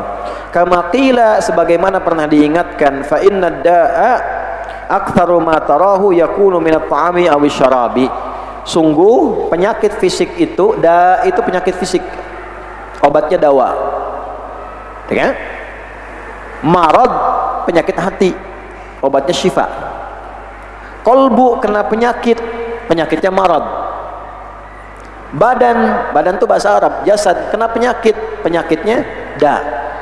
Fi qulubihim marad, bukan da. Nah, itu detailnya Quran. Obat marad itu syifa. Karena itu nggak bisa ditemukan di rumah sakit. Coba ke rumah sakit, poli gigi ada, poli mata ada, poli jantung ada, tapi poli hati susah. Bu dokter, saya ini pusing seperti vertigo kencang sekali, baru bangun sudah susah, limbung. Apa gejala yang dirasakan? Itu kalau tetangga saya beli HP baru, saya pusing. Tetangga saya beli motor baru, saya pusing. Nah, itu nggak ditemukan syifa. Wa nunazzilu minal Qur'ani ma huwa syifa. Obatnya di Quran, ngaji itu obat hati. Ngaji, sholat, obat hati. Makanya orang rajin sholat, ya, semacam penyakit gelisah, tidak tenang, iri, kan iri hati, tidak ada iri pikiran, dendam, ya, nah, itu obatnya, terapinya pakai Quran. Ya, dulu ada Profesor Dadang Hawari itu rajin dengan menggunakan terapi ibadah, sampai ada kasus pasien kena kanker, divonis secara medis, umurnya tinggal 2 pekan. Apa yang dilakukan? Beliau masuk kepada konsep pengobatan spiritual tadi. Tahajudnya tidak berhenti sampai tiba-tiba sembuh, hilang, dan hidup sampai tiba ajalnya dengan kematian yang wajar. Ya gitu ya. Wasihatul qulubi minat tughyani wal batari. Walam yura ahadun minal awliya'i wal a'immati wal ulama'il akhyar yasifu au yusafu bi kathratil akli wala humida bihi wa innama tuhmadu kathratul akli minad dawab allati la ta'qilu wa tursadu lil amali. Allahu akbar.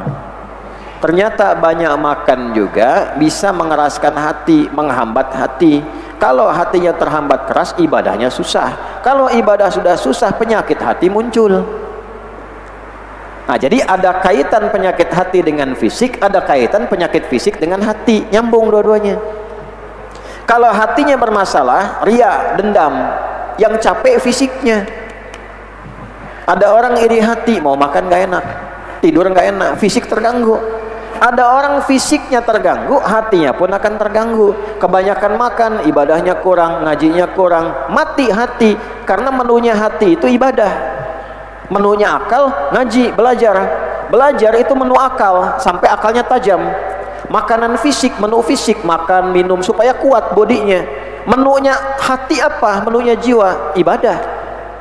Kalau makannya kebanyakan bagian ini, jiwanya terganggu karena susah ibadah. Kalau sudah terganggu, penyakit-penyakit hati muncul banyak di sini. Nah, makanya disampaikan oleh Mbah Hashim, walam yura ahadun minal awliya wal a'immah wal ulama'il akhyar. Tidak pernah ditemukan ada para wali, para ulama, para pemimpin-pemimpin terbaik itu yasifu, menyifati dirinya, au yusafu, atau disifati oleh orang lain bikathratil akli, banyak makan, ya, wala humida bihi, dan tidak menjadi sesuatu yang keren. Kiai banyak makan tuh nggak keren. Kiai kalau ngaji pesan banyak makanan tuh kiai nggak keren tuh. Antum kalau ngundang kiai, ngundang ustad, belum apa-apa udah nanya makannya betul, nggak keren tuh. Kecuali di bab lain. Imam Syafi'i kan makan banyak di rumah Imam Ahmad, tapi banyak pun ada ukurannya. Ada apa ukurannya? Makanya kiai-kiai yang keren dulu suka melatih santri di pesantren dengan makan ala kadarnya. Ala kadarnya itu bukan gak ada apa-apa, kadar itu ukuran, sesuai ukuran yang dimakan memudahkan ilmu dapat. Itu dilatih, bukan gak mampu. Kadang kiai ngukur, kasih telur yang tipis dulu. Oh, pengalaman kalau yang pernah pesantren, kita ngaji pesantren Pak. Saya SD itu sekolah 2, SD sekolah umum, siangnya ngaji, naik gunung. Paling senang saat dibelikan ayah almarhum sepeda, naik ke atas. Nggak keren kalau pakai rem begini, pakai sendal di belakang. Turun. Oh, kita masa-masa begitu ya. Terus kadang kalau mau keren lagi pakai balon belakang. Itu ngaji. pulang lewat sawah gitu. Dulu ngaji kami Pak, pesantren Salafiyah Sanusiyah dulu di Pandeglang, naik ke atas dulu ngaji, belajar, pulang lagi sore di sholat asar, turun lagi. Selesai SD masuk pesantren langsung di Garut, 6 tahun di Garut. Itu yang fenomenal. Saya baru nyadar ketika ngaji baca ini. Makannya apa? Sarapannya capruk, kecap, kerupuk. 6 tahun capruk, kecap sama kerupuk. Telurnya tipis, mungkin satu telur dibagi 10 kali itu. Diiris. Capruk. Nah, kadang-kadang kita minta pengen ada yang bagus, dapat daging kecil-kecil, itu pun hari Selasa aja. Saya tuh sampai nyari-nyari kenapa Selasa nih.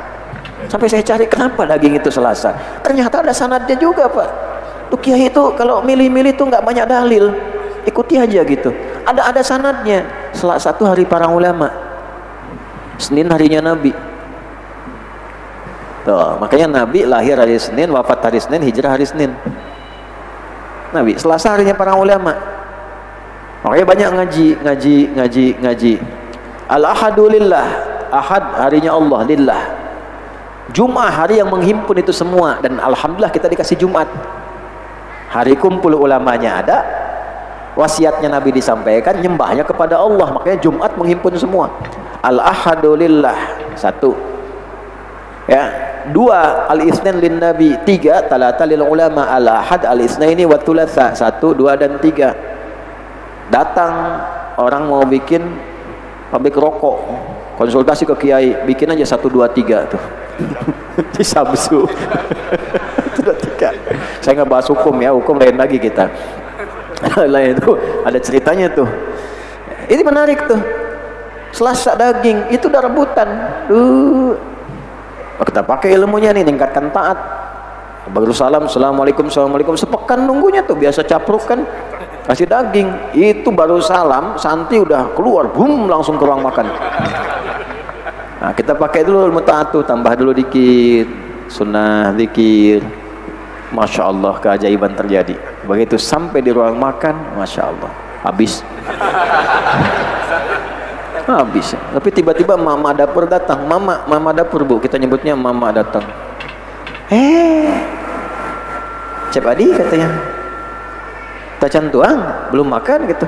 Mak candakan, ambilkan dulu ya katanya. Ke dapur dapat 2. Dapat 2. Ya dapat, alhamdulillah itu. Nah itu keren dulu tuh. Jadi kerasa. Sampai sekarang saya baru sadar itu, oh ternyata ini dicukupkan itu. Dicukupkan. Jadi nempel mau belajar. Baca kitab, walaupun belum paham kitabnya hafal kita. Wah dulu kalau keren tuh kita ngapalin. Bukan 1, 2, enggak, kitab jadi hafalin. Belajar tajwid, masih ingat tuh. 97 tuh mulai belajar. Sampai sekarang mau lupa susah.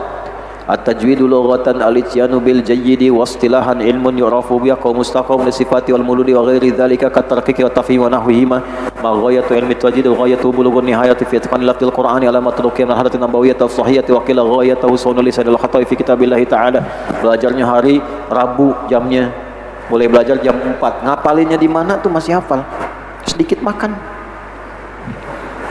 Makanya nggak biasa gitu. Saya nggak biasa ngajar sambil minum itu. Karena nggak bisa ngajar minum gini. Tapi jarang ya, karena kebiasaan dulu, bukan nggak mau minum, kebiasaan dulu. Paling dikit itu ini lagi kebiasaan. Tapi kalau kebanyakan nggak bisa ngajar. Ya teman-teman yang lama dengan saya nih, kan kita teman-teman lama. Saya kan pertama ngajar di Al-Ihsan situ. Ya dari 2012 tuh awal, terus di Al-Azhar di sini ngisi pada maghrib. Teman-teman pasti tahu yang lama-lama itu. Kalau ngajak saya ke tempat makan pasti capek nawarin, tat ini, karena nggak biasa makan banyak. Barokahnya pesantren dulu 6 tahun gitu, capruk ya, cap kerupuk. Enggak kalau mau pilih-pilih itu, ya. Tapi barokahnya itu dapatnya. Ngaji kitabnya enak, bawa ke bahasa enak. Nahwu itu dari belajar awal jurumi ya, masih kebayang. Al-kalamu huwa lafzul mufidu bil wadi maqsamu thalathatun ismun. Ya wa fi'lun wa harfun amalis wa kalimatun dalat ala ma'nan fi maqti wa lam taqaram bi zamanin badan. Terus sampai ke alfiyah. Kalamun lafzun mufidun kastaqim wa sunafilun thumma harfunil kalim wahidu kalimatun wa qalu amma kalimatun bi kalamin qadiyam, terus sampai ujung. Sampai akhlak kita juga hafal dari awal. Akhlak lil banin dulu ngaji tuh. Madza yajibu 'alal walidi an yatakhallaq wa yajibu 'alal walidi an yatakhallaq bi walidayhi fa ummuhu. Wah, terus sampai ujungnya. sedikit makan. Jangan ditambah, jangan dikurangi. Ditambah masalah, sedikit makan, sedikit-sedikit makan. Sedikit tidur, sedikit-sedikit tidur, masalah. Ya, makanya nggak keren kalau ada kiai kebanyakan makan tuh nggak keren. Ilmunya pasti sedikit karena makannya banyak, sebelum ngaji, ngajinya cuma 5 menit. Nah, itu selesai. Ya. Nah, wa inna ma tuhmadu kasratul akli, yang keren itu, yang harus banyak makan itu minad dawab, hewan ternak. Kalau hewan ternak harus banyak makan, itu keren. Kambing makan yang banyak, sapi makan yang banyak, karena mau dipotong supaya dagingnya bagus, kandungannya bagus. Allati la ta'qilu wa tursadu lil amal. Memang tujuannya kambing, sapi, kerbau memang nggak ada akalnya. Banyak makan itu karena nggak suplai ke akal. Bayangin kalau kambing ada sedikit akalnya aja, begitu mau dipotong besoknya akalnya pakai itu. Jadi bahaya. Makanya kenapa kambing banyak makan, sapi banyak makan, karena nggak ada akalnya, nggak ada suplai buat akal. Lawannya kita yang bukan hewan, jangan kebanyakan makan, nanti pikiran nggak hidup. Jelas ya? Allah itu kalau mau ngasih gambaran logika indah, gampang tapi dalam. Ya, ini yang sering ngeluh tentang rezeki, ngeluh, ya Allah kenapa begini, aku sudah berusaha nggak dapat juga. Nah, ya, yang terjebak pinjaman nggak jelas, bikin benjol tuh, pinjol. Ya, dikasih logika sederhana. Tahu cicak? Cicak tahu? Apa makanannya? Nyamuk. Bu, coba ibu. Bu. Ibu tahu cicak? Makanannya apa? Nyamuk bisa terbang tidak? Cicak bisa. Di mana logikanya, paham akalnya? Ini ada hewan tidak bisa terbang, makanannya bisa terbang. Coba. Cicak bagaimana bergeraknya? Merayap. Di mana? Cicak merayap aja. Coba hewan merayap, makanannya terbang. Ibu bapak kebayang nggak kalau nyamuk tuh dikasih akal sedikit aja, kasih akal, cicak gitu. Jadi mainan cicak itu. Ya, cuman yang memang dasar hewan nggak punya akal. Makanya nyamuk tuh kalau nyedot banyak, karena nggak ada akalnya, nyedot aja terus donor. Terus. Tapi apa gambarannya? Allah tuh cuma kasih perintah, cak, rayap aja. Cicak, merayap. Ikhtiar, merayap cicak. Karena perintahnya merayap. Di dinding dia lakukan. Orang tua kita nggak banyak dalil, cuma kasih lirik-lirik dikit. Cicak, diam, merayap. Kemudian datang, coba lihat. Datang seekor nyamuk, bukan cicak yang mendatangi nyamuk, nyamuk yang mendatangi. Datang seekor nyamuk. Kapan nyamuk datang? Ketika cicaknya merayap, walaupun dalam diam. Cicak diam. Perintah Allah pada cicak, cak merayap walaupun diam. Datang seekor. Setelah itu, silakan.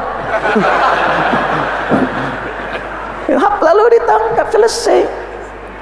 Jadi perintah Allah pada kita itu untuk menjalani ikhtiar, bukan mikirkan hasil. Kalau antum cari kerja mikirkan hasil, nanti antum kecewa. Banyak capeknya, ujung-ujungnya setan datang buat nyalahin Allah. Itu puncak tertinggi kekeliruan. Nikmati aja ikhtiar, dapatnya yang mana terserah Allah. Itu hak prerogatif Allah untuk mengantarkan kita pada yang terbaik. Nggak usah mikirin hasil. Ibu kalau didik anak, orientasinya pada hasil, ibu kecewa. Saya yang mengandung, saya yang melahirkan, dengan itulah ibu diistimewakan. Ya, ibu, engkaulah manusia yang mulia. Terus derajatmu lebih tinggi dibandingkan ayah. Kau mengandung, melahirkan, mengandung lagi, melahirkan lagi. Coba. Rawat anak sampai tinggi, tiba-tiba saat dewasa jadi penentang ibu. Aku nggak suka sama mama. Ngapain mama melahirkan aku? Si ibu jawab, pengennya bukan kamu, lahirnya kamu. Nah, jadi nggak nyaman. Ikhtiarnya dihisab tuh dengan ikhtiarnya, bukan dengan hasilnya. Bayangkan kalau Nabi Nuh misalnya kan dinilai berdasarkan hasil, siapa yang mau beriman? Ikhtiarnya. Nah kita begitu, jangan mikirin banyak hasil. Yang kadang-kadang aneh itu begini, proyek belum dijalanin, udah merasa hasilnya dapat. Nih proyek nih nilainya 10 miliar nih, Abi ntar dapat 10 miliar, Abi 10 miliar, padahal dijalanin aja belum. Ketika tiba-tiba tendernya dimenangkan oleh orang, langsung aduh hilang 10 miliar, padahal dapat aja belum. Paham? Ya, jadi yang demikian akalnya digunakan. Untuk akal itu supaya berguna dan tumbuh, salah satu supportnya ini sekadarnya, minum, makan. Walaupun memang kadarnya bisa beda-beda. Bagi si fulan cukup itu tempe 3, bagi yang lain cukup 1. Tidak harus sama, tapi jangan sampai membuat makanan itu menjadikan akal buntu. Kalau hewan memang kerjanya buat kerja fisik, bukan kerja akal. Kalau kita punya anugerah akal, ini harus kerja. Semakin akalnya hidup, semakin fisiknya ringan kerjanya. Makanya ilmu itu kalau banyak, fisiknya ringan kerja. Semakin banyak ilmu, semakin gak capek ini fisik. Tapi kalau ilmu kurang, kerjanya capek nanti. Bukan merendahkan yang kerjaan fisik, tidak. Cuman pekerjaannya jadi berat. Jelas? Nah, ini dalil Quran belum disebut, selesai sampai di sini titik. Selesai. Apa dalil dari Qurannya? Quran surah ke-7, ini catatannya ayat ke-31. Ya bani Adam khudhu zinatakum 'inda kulli masjidi wa kulu washrabu wa la tusrifu innallaha la yuhibbul musrifin. Hai semua anak cucu Adam, kata Bani Adam disebutkan 7 kali dalam Al-Quran, menunjuk pada kesal keturunan kita. Kalau diurut jadi aktivitas 7 hari dalam sepekan. 7 hari dalam sepekan itu khudhu zinatakum 'inda kulli masjid. Jangan lupakan kebutuhan spiritual. Kalau ada panggilan sholat, panggilan dari masjid, mau ibu pengajian, mau bapak sholat, cepat siap-siap, kenakan penampilan terbaik. Mau ngaji, kenakan pakaian terbaik supaya semangat belajarnya.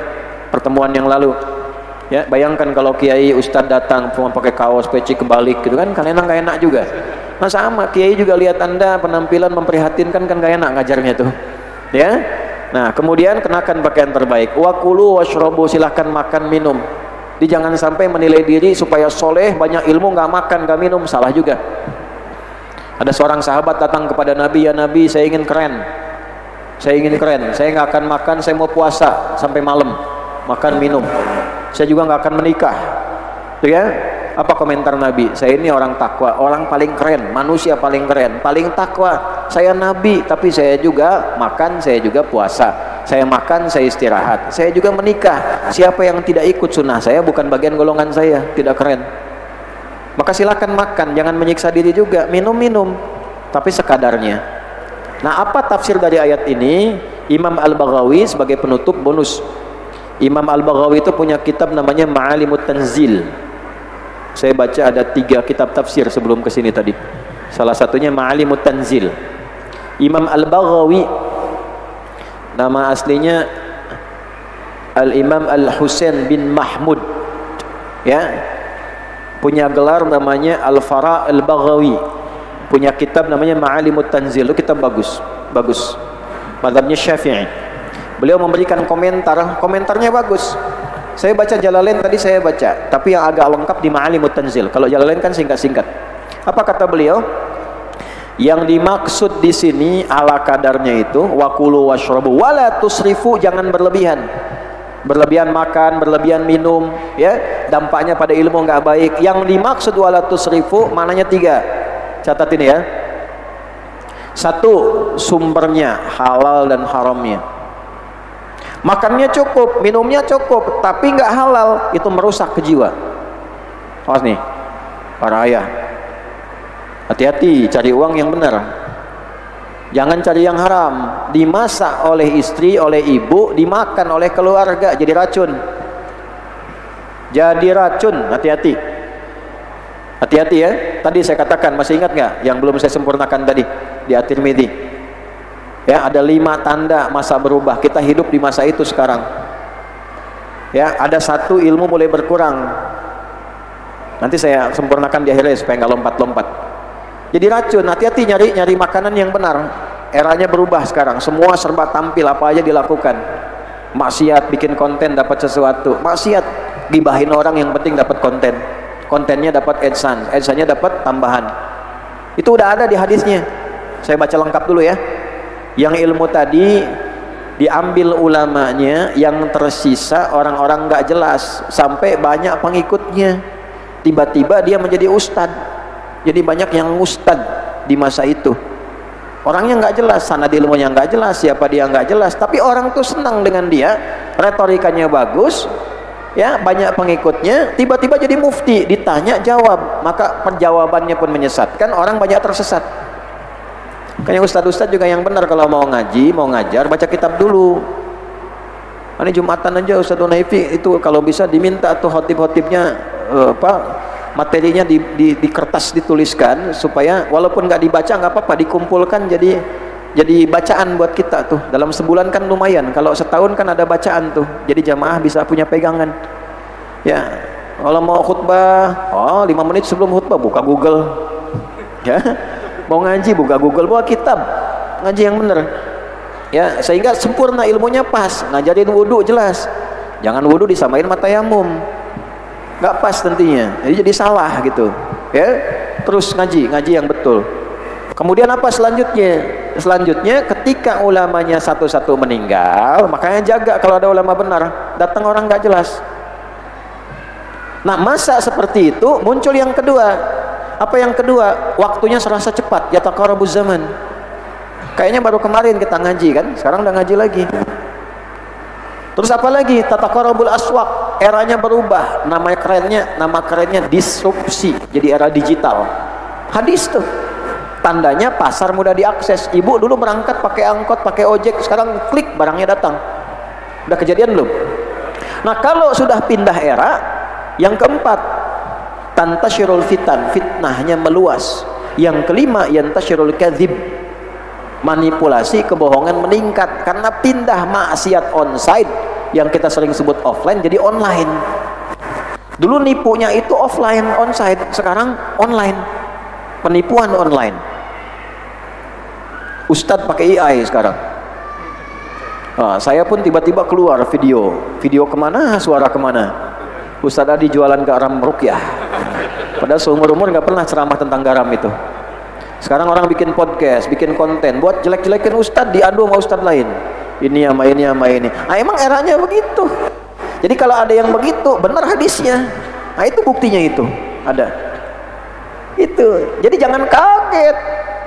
Karena nanti ada masa-masa sifatnya kata Kiai Zainuddin dulu tuh cepat kaget, gampang kagum. Kaget. Ada mall baru dibuka, ke situ numpang kaget aja, beli enggak?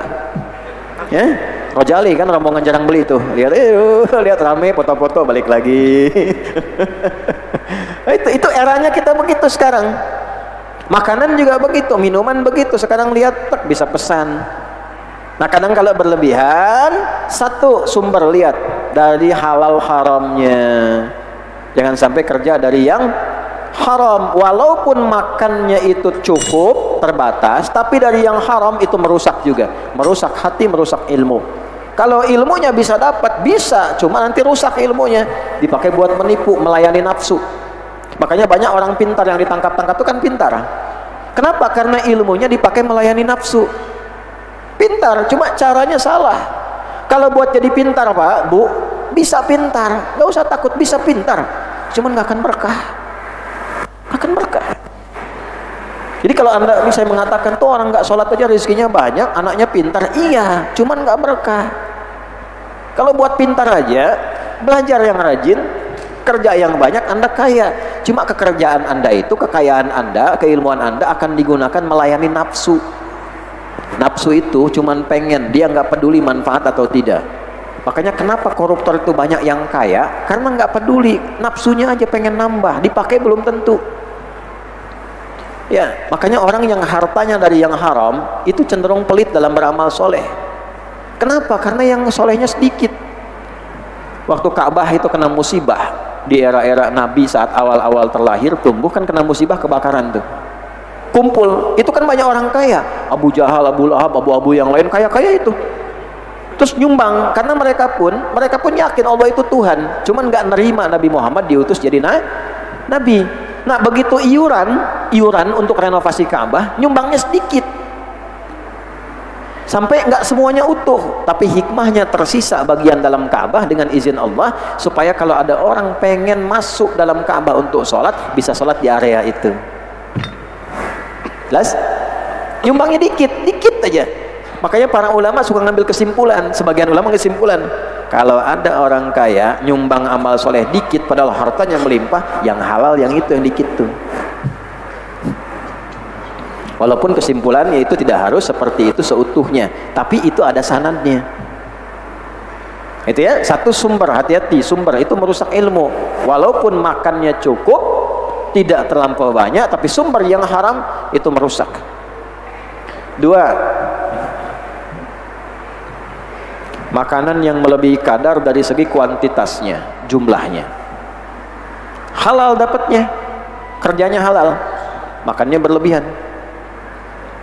Sambal satu kelingking begini ukuran bagus, sambal satu baskom tidak bagus ya. Makan tempe 2, 3 cukup, enak tempenya. 30 tempe tidak bagus. Makanya Nabi membatasi thuluthun lit-ta'am wa thuluthun lisyarab wa thuluthun li-nafs. Jadi sepertiga makanan, sepertiga minuman, sepertiga untuk nafas udara. Jangan sampai dimakan sampai nafas pun susah. Tambah lagi. Itu. Udah nafas susah pengen nambah. Nah itu yang kedua ya. Jadi yang kedua, kadarnya melebihi. Kadar itu sesuai ukuran, melebihi ukuran, jumlahnya banyak. Yang ketiga, nih Imam Baghawi rinci sekali nih. Yang ketiga itu ukurannya pas, sumbernya halal, sudah halal, ukurannya pas, cuma makanan itu nggak cocok buat kesehatan tubuhnya. Secara medis kalau makan durian itu nggak bagus, karena ada yang nggak cocok dari bagian tubuh. Yang bagus apel misalnya, dipaksain makan durian sakit. Nah itu pun tidak baik. Tidak baik bagi ilmu, tidak baik bagi fisik. Jadi kalau sudah sakit belajarnya nggak bisa. Jelas? Jadi dirinci 3 sumber. Satu, sumber cara mendapatkannya, halal haramnya. Yang kedua, kadarnya. Yang ketiga, manfaatnya. Apakah itu baik untuk tubuh atau tidak. Nah ini yang kajian kita, insya Allah ayatnya dapat, hadisnya dapat, catatan ulamanya juga dapat.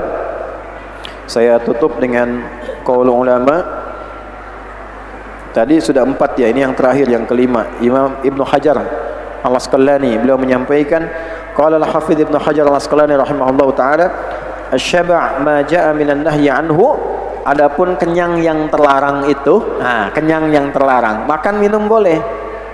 Kenyang boleh enggak Imam Ibnu Hajar? Boleh, tapi ada kenyang yang terlarang. Oke, apa kenyang yang terlarang itu? Mahmulun ala syaba' alladhi yuthqilul ma'idah, yaitu kenyang yang membuat beban lambung terlalu berat. Ya, kenyang boleh, tapi kenyang yang sesuai kadar, jangan memperberat apa? Lambung, memperberat bagian ya yang menampung makanan itu harus diproses. Kemudian wa yuthbitu sahibahu 'anil qiyamil ibadah, menghambat orang makan itu untuk menunaikan ibadah dengan benar. Kenyang silahkan, ini kan kalimatnya dalam sekali ya. Mau kenyang silahkan, tapi kenyang yang membuat Anda semangat ibadah. Nanti ada hadisnya loh, menarik tuh. Ini apa cirinya makanan minuman berkah itu? Barakah itu ziyadatul khair wastimraruhu, bertambah nilai kebaikannya. Gimana caranya minum walau sedikit tapi jadi energi, bisa ngajar, bisa sholat, bisa ngaji, tandanya berkah minuman itu. Tapi kalau makan minum banyak gak jadi energi kebaikan, itu gak berkah ya. Jadi kalau antum masak, makan walaupun sedikit tapi enak ngajinya, enak sholatnya, itu tanda makanan berkah. Pakaian dipakai oleh kita senang dipakai, yang baik-baik tutup aurat, tanda pakaian berkah. Walaupun bagus, nilainya tinggi, jutaan dan sebagainya, tapi nggak bisa dipakai ibadah, tandanya nggak berkah itu. Ya. Kemudian wa yufdi ilal batari wal ashri, dan menghadirkan keangkuhan, kesombongan.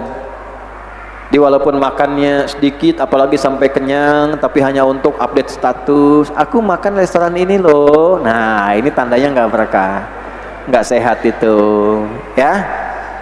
Ya, kalau mau review ya untuk menunjukkan restoran nggak apa-apa, misalnya brand ambassador untuk restoran tertentu, silahkan saja. Tapi kalau menampilkan ria, kesombongan dan sebagainya, itu tanda makanan yang tidak berkah. Wan naum wal kasal, dan makanan yang kenyang tapi membawa banyak tidur dan malas.